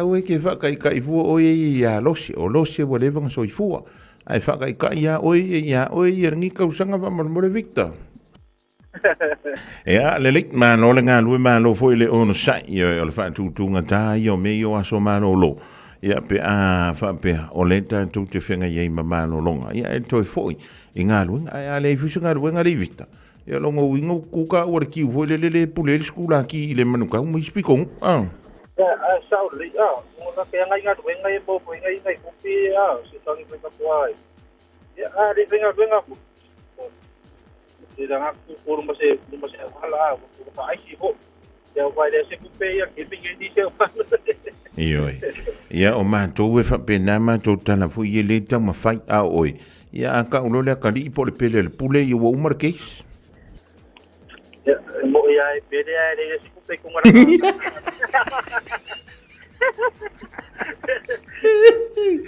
ya le ya si au me se fa ma avenga ma singa kinga inga la ki ora ma ka ngorgi va ya so Victor ya fa stai ya se mani ya mal bato lo ya ma to ka to po pe sendi le ka tex man tu ai uno sendi le to se pe tu no sa ya ma to pe sendi ma tasti bua tala di ma tolu ka ko tiso le tala pa se ma le tolu e por ka tex ya por ya poi ya por sta pe fo ya fa ma ina ro sta pe utara pesene ile tato pango ngata ko leo sa kon kesti la piti I va kel caramba penso vi fio no so fitu tala de so gio con tu por suafa ya por uno veo lo te poni e tu ko tu mata ti kusa como sa dia ya va para singa na se ri ko ko tu ina ro ta vale le tato ko pesene le suafa man valore tu ya leo dio o de family nya mon ne ba so por tanto gauta se la sala tu mo sa ile tato ko pesene ole tato palitilia ma to tato to asusi ole tasti di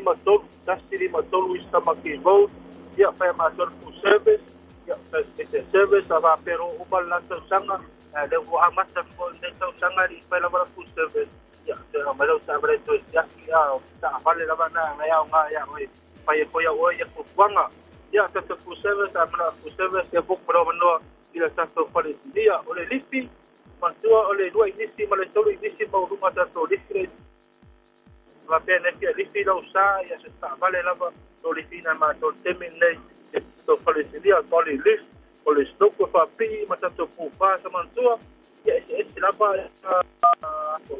ia design o tato pupasi mau a pe te stu mai ia mo para vanua e te makamaka e fo e fo ka pupasi o ta mai e tato tato pena venga hasta por el estrés tato sai step ia o ka le foi ma to no ka por usar a pe ni me fale tonu e be o e swa uma ediki o nanga na tato a fale sinia mo voi o le te tawani e ala te to ia e na pe ko ponga lunga nei a kuma tato radio Samoa patawina ko tato vale o avale ko avale tuai o le SUV cars tato school cars tato van hasta por tato pick up for Ranger high tax D10 woman alifi tato vale na failo pipilinga paula o matu ia uma teu para tato pick up saula va fa tawo tu ale ni ne ko ko le ai ia ai va pe le so tato vale tuai no tuai fai para che ito ta vale ini tato pata vale ya ole masani e sina ta vale tolu masinga lo bank statement para iso ta vale mai ma to pata vale ai mo lo cashback ye tiar mo ole bete poni ole o iba lu kitu pa to do o iba lu kitu pa to do merna tato palestinia mai ma tato parpau para tua tato tua si ole tasi fitu sudu pecho ota ko lava ko vai lo mau ya matou a mata mas pe solo se pa ile duas longa e uma mata ko le ata to siki me kuio a mata mas pe sudima o se sudima le mata to ata to siki me ele se tato siki me ki lalo mas pe sudima se sudima le mata to ai e pa ia ko le duas longa e uma ia siki me mo tato ta la po ia ko tato ko vil no i mille tato para pa pese na to to ki vai so e na le lua suta la te media master vai aso o tanto se Quebec a persia polai da gente a vale e ma non sono critica per me polai so se Quebec vai ile mato con le Mac le tele la volta to a se Quebec le opta mai tanto te minde ya sui la vaca usanga si puoi design a per anche lo a Motinoa ya però sta vale ya fa pensau ya IPSP da so se Quebec me mato per pa ya va per anche lo fui o ko pau ko sui ko se design ya fai para sui fai to no pa unga wa le manga o ya ya fa ka o so se me ko pai esta to para pa idei la o tara o le pa o le totas ya makas totas to na to kimbalo mo temente ava pe anche lo dia con la po o lo vedi ya ma sui ya ka ku ba ko ni banga ya ka pa sa vale ya tanga iso di si bata to brand lo mo ita to por pau ya ta vale ne da so le bitap wa ke so ko to sang to ya o le spoka le ya to bitap le ta vale si to lang ava pe na se ta tanga i o le va panga to bitap ya so mai ile ta to ta vale i nei la o ta me telefoni o le o iba fitasi to o no me na ta to a pau to vidi mai ai ko so sani so telo se manu mo le ma so no Mari ki ngā luenga o toi o le nei a sunga fua le sunga ia Victor wa vela vo i ma funga tau moli o le tautua mala o ngana le Tire World and Auto Limited. O le ua se mali an tu le vau le wati wa lusful minuto o te ene ia le July tolu. Radio Samoa. Taslima iwa tolu. Amo. Ole chemi yo lo fa pe leo na malolo il polkala mele fa na ufisili mantani ele ngato i leo le polkala me ole tuli matanga u se ia to ya onga ya ona to fo i leo tanto wa to mach ile twimi masen yo tanto polkala me ole chemi la le ya ole aka ko nga ya ku singa musika fo ile ni o e fia nga ya mamo me ta o no fo no fonga o yo nga wenga o vai ainga o ngisu e ngā kala ia mangi mea whaapenga awala wangi ia rusi sia kau ka ngā me wai pe kong yo e mamango ia tono le masini tāna wala awal wha o ngā ina le la le io e le susulu fua mai mo kako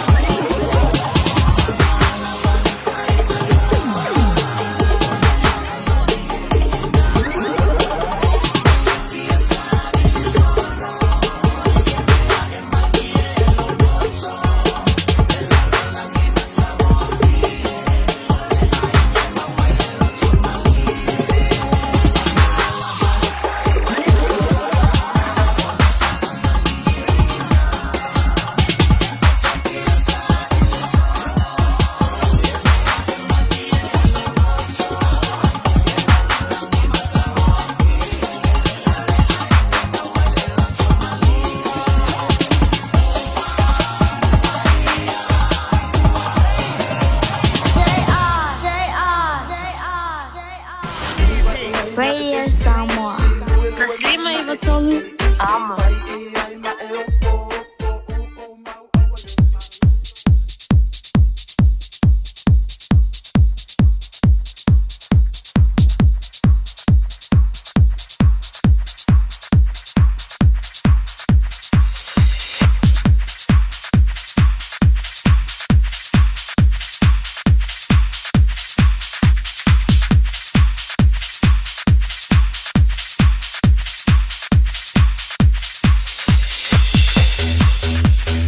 Vivianga o le vang o la woli van toi foi o le tua le radio Samoa le dia sunga fua ma tungo fia e talo si o le nai solo le leia la wi pokoko e o le koko si a inga ngai ke e fa le lava I fo le vang o la woli e o te poli o le wa sa le mai le sunga le pole o le toma la danga le DJ Saul e ma le talo fa voucher le fionga yala o pepe tala I lene ya mo stala fia mo tanto le dito sanga fo ma wi le sanga fo le o pepe ma lo le malanga manuia lo la tole e ma lo la tole tai fa te tele malo palot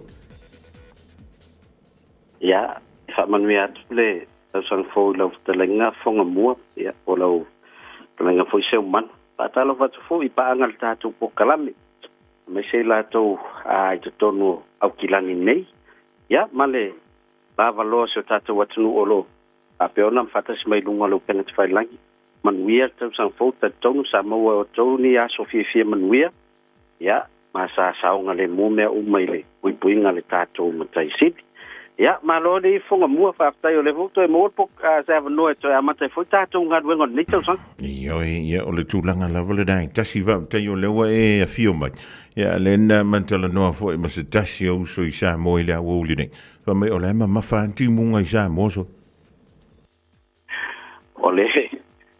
ole masalo le ole so na fin matu mai ana mata mai la masalo po le aso lulu wa ile taimio le o tau sang fo ya tau mo ila tonga vela voile le pe ni falling va ayola tau folo mai tu sa fa po se po te tulanga fa pena ya o patun matu fali au wale me ya te mai mato la sai New Zealand ya na pula le fa ya pe watu ai mo wele si va ngana ina o sa le wa fe el kalon ko inga fo le mai fa mo moli yo ya kuku wa ku ngai konga mafiki le fa le kausa tu langa na le tau sa mo e matua de bella voi le ubia o meti mu ya to e bella e o ai lo no fo tono fali e matua si sina le fo pe ya le fa sa nga ruenga voi le ya ole ala eta losia ya na on fa penalta ya woni o se tu langa voi le what se fa ole wa ta pen vo se tata wat no la mata ino nga luenga ya e mi se fo ya o ngale a o ngal fa nau ya ai matoi fa tu mulia sa mo fonga mo o matoi I to tele o la to na se tu mai New Zealand Australia America tuila tele fo io la to fo io tu risi ya malanga mai isi atu ya talton wa mwa le fo ia le nga tama ai nga so tatu watunu le ngata I fale o loa I pisinisi ya o faltani malo ya o la to fo ia fa ya la to mata anga me fale no fo ai no I tua me se fo sala fai e lo ele ai ya se pisinisi re mo se la to tupele ile ya sfia o no to telo la to no malanga tu fa Malo va tahia la pepe ya o le mebi to silida na taua I le whainga tai fo I le leo le tamau ai ngol te leo turu whaaptai ya le maua le tala ya o le nae maua sina wha silinga selen ya wale ati na engol tamau ai ngol tātu turu I Samoa ya le futa mai tawatu e ua wha kele ingalo marsepe ya o e ai o Samoa leo pepe Ioi whonga mua te loa tā ua o tawang tātu fo Yo, ya sei mat tuta mit.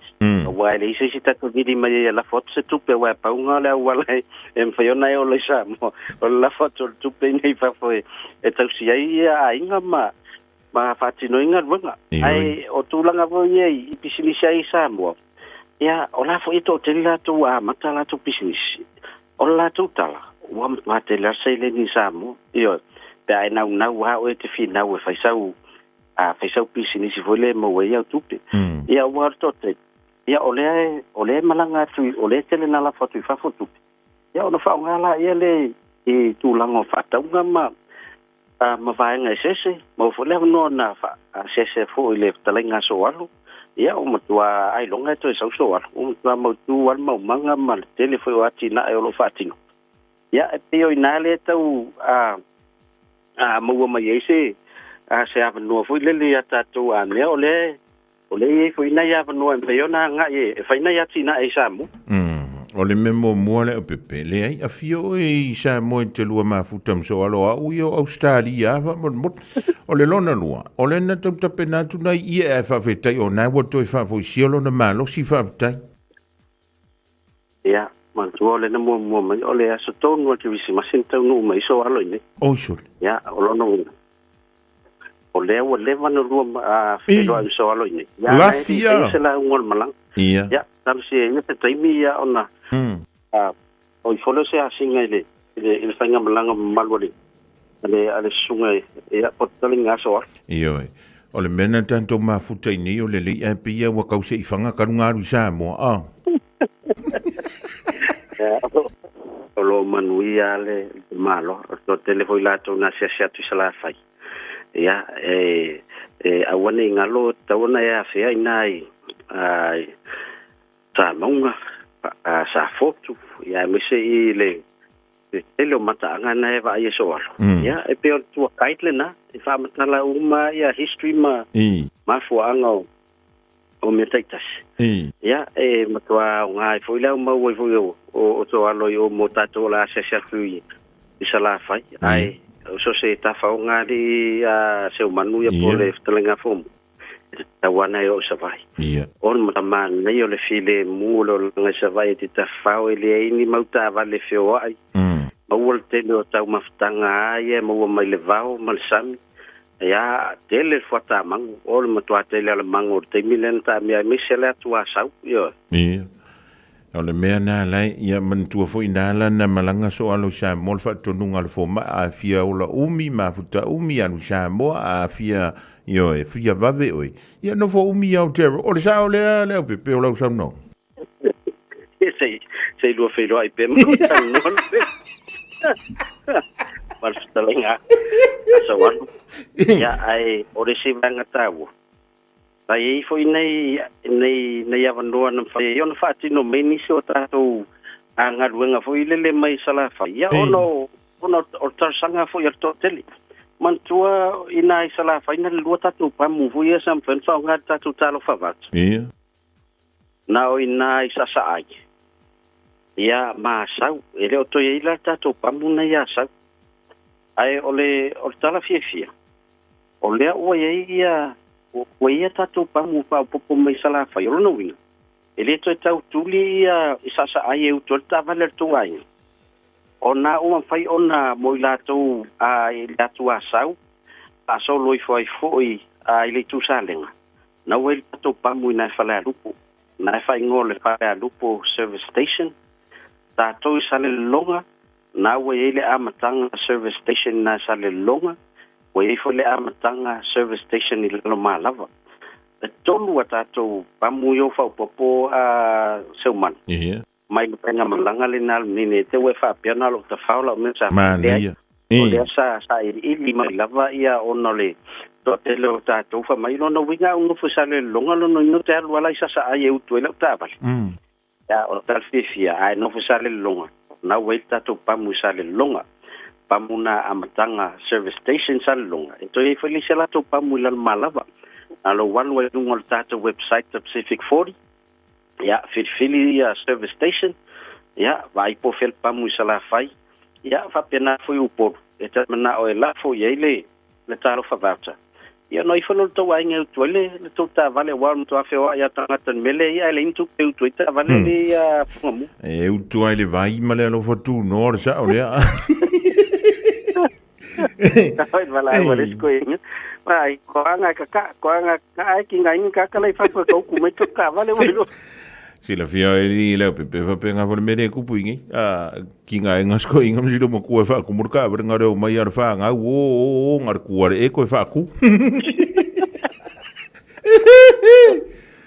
anga sa miu ku e pe uma se natura ai o ani tampe nanga o iai ia le tanto nanga le teacher sa ia wale o manino le mantolo vai foi le tautua le talo fa voucher matango fie me umai sa moi upolu ia po tu muava pe foi pole ono se lafa lo tam fai fa mo tu mai el tato promotionale ale to fo yo fa na ula onga ia pol tato tama foi le to fo yo tato inga wenga ila matango te sanga masale mo tu mai lo tu langa na ia na to long pu li foi le malo se tato what's no o tu langa tato promotionale Christmas le fa tino le tato se ila so fu var ia masalo se asol vai asol nei e o malona contact tato winners ia ona fa mautua tu leo la to swafa ia I lungo le tato ala le radio Samoa ia mai so ia tato paanga o ai leo manu malo le tato holiday trip ia o ai foi leo manu malo le tato telefoni ia o le Samsung Galaxy S24 Ultra ia fa pena foi mal tato cash afeta la New Zealand ia fa pena foi tato fai longa mo Australia ia le terminate ia lo template afsotai ya ono teleo oniselo man malo ya na numero na mai ele o mautu mai ola to ingo ya mtulang fa pena ya ala tam faila vai fa la uloa a neve yaso ya asilinga ya masalo la tangor vas foa fongo lele malo va tia ni te wi si vanga ta wi te fia sound no ye mo ke banga volo ku yo o ka fa mela of palolo fa fuka ya vai te wetwa mai mo mai nai ai ole le fasi langa ta wo foi ia mo se mato no wo fasi touta ia ai me se foi lato sa fa piona fo ia o langa foi tono le kalsia fa la to ke oceano Samoa I fasi touta ia wa luina ole komitchel tato mafta fasi touta New Zealand ia e tato filo inga leo la fa ia na ilia so sa aso lot fulmale palni te ua se la uba ile tu lango le aso masalo la sta mulio le o le masina le ya ile moto Samoa ile ono la fiafi ya fai tato fontanga pa mulmuli ya fai ole longo mai ya ile ono tasili maono to fa ya molis fam tala ya se temi yo la fa la uloa fo ya tato numero se la fionga te telefono sona ya ai ono pulkirets fae ya me se foi ya fitalenga ya ape o mausu no so ya pe o fela tusi por fonga na tato maftanga ya o tato community na lewa longo ina tato felo inga ya ile samun muli ya o le masina ya wa se tato tapinanga mo tato ngadwenga malu le tua ya lawa amatalia ya tono se tato nu e fastota ya ai fasta tele se manu ya telenga ponga bua mo le no ya te lona la e tapena fa o mo tito ne ya so ya malo la volta tua malo le no peli le malo le tu ya on sai o le fatwa ya January to es futasi imagina o tato ngalwe con ne tau sa Wel gala le sko inga ni da be a ko le ko fa longo lo leo ka ko filo ai le lang ai so ia ja maar we ala singo tola amatanga le ding ja so fa so ia ja fa stai so for maar ja maar we la jonga ja la op pepe tala le le polo to tomla danga na le digi sal le talo fa voucher ale pacific40.com ja ma fa silanga le ka le sia fa ka sai fa sto ia maftanga tinama tu mai pe ona fa funga jevla yelan numera te o sola pe o so al o le olu tasi lima ono tolu fafa olu tasi lima ono tolu fafa 24 hours a day 7 days a week Radio Samoa streaming live on www.radiosamoa.co.nz Wa mawhai o na awina atu le polo kalame a le awa uli mafufonga mua o na o le lango malosi a le Galaxy Childcare vili mai loa le o lua tasi o valutolu lua fitu lua iwa fitu e resitala aila walo o le tautola na mo esa mo le ia sunga fua i le toi fo ia tu nga i ngā luenga o tiu te mawhai ngā lo filima pe o na ngā pāti ai ia lo utou pa ia malo utou malu sengana wale tau tamali i le tantou mafutanga po toale tau tai le taimi sasi la na vai bolo kala me langa ngai fo faiva le fionga ia pe stali an tau savea ma la auli Isaac Paunga leo le aso atuai se io le tulai fitu le fia na nelo to ona fonga mo po se manu allo fa tele antu mo wi le dei fia fi e si ko enu pulo le o le forma e asianga mai asia ko i mafo mai ia makinge kausi mai ia mai la ko lo fa karikari ai o il forma allo vat tolo impatautu male peli sulla mai molino le tai tu pito ia pia si o utaula manaya e fe pula fi mai le sau o ata uma o fetu o le lani e sulungia ia umasia uhani a o basa vali le pasina se Yesu solo ia samo alo uatulu se i fai mafia fianga ie mama atene matama olo si vai ma pepese matata lato tunele a omae mane ilano ole ni na o masia ukele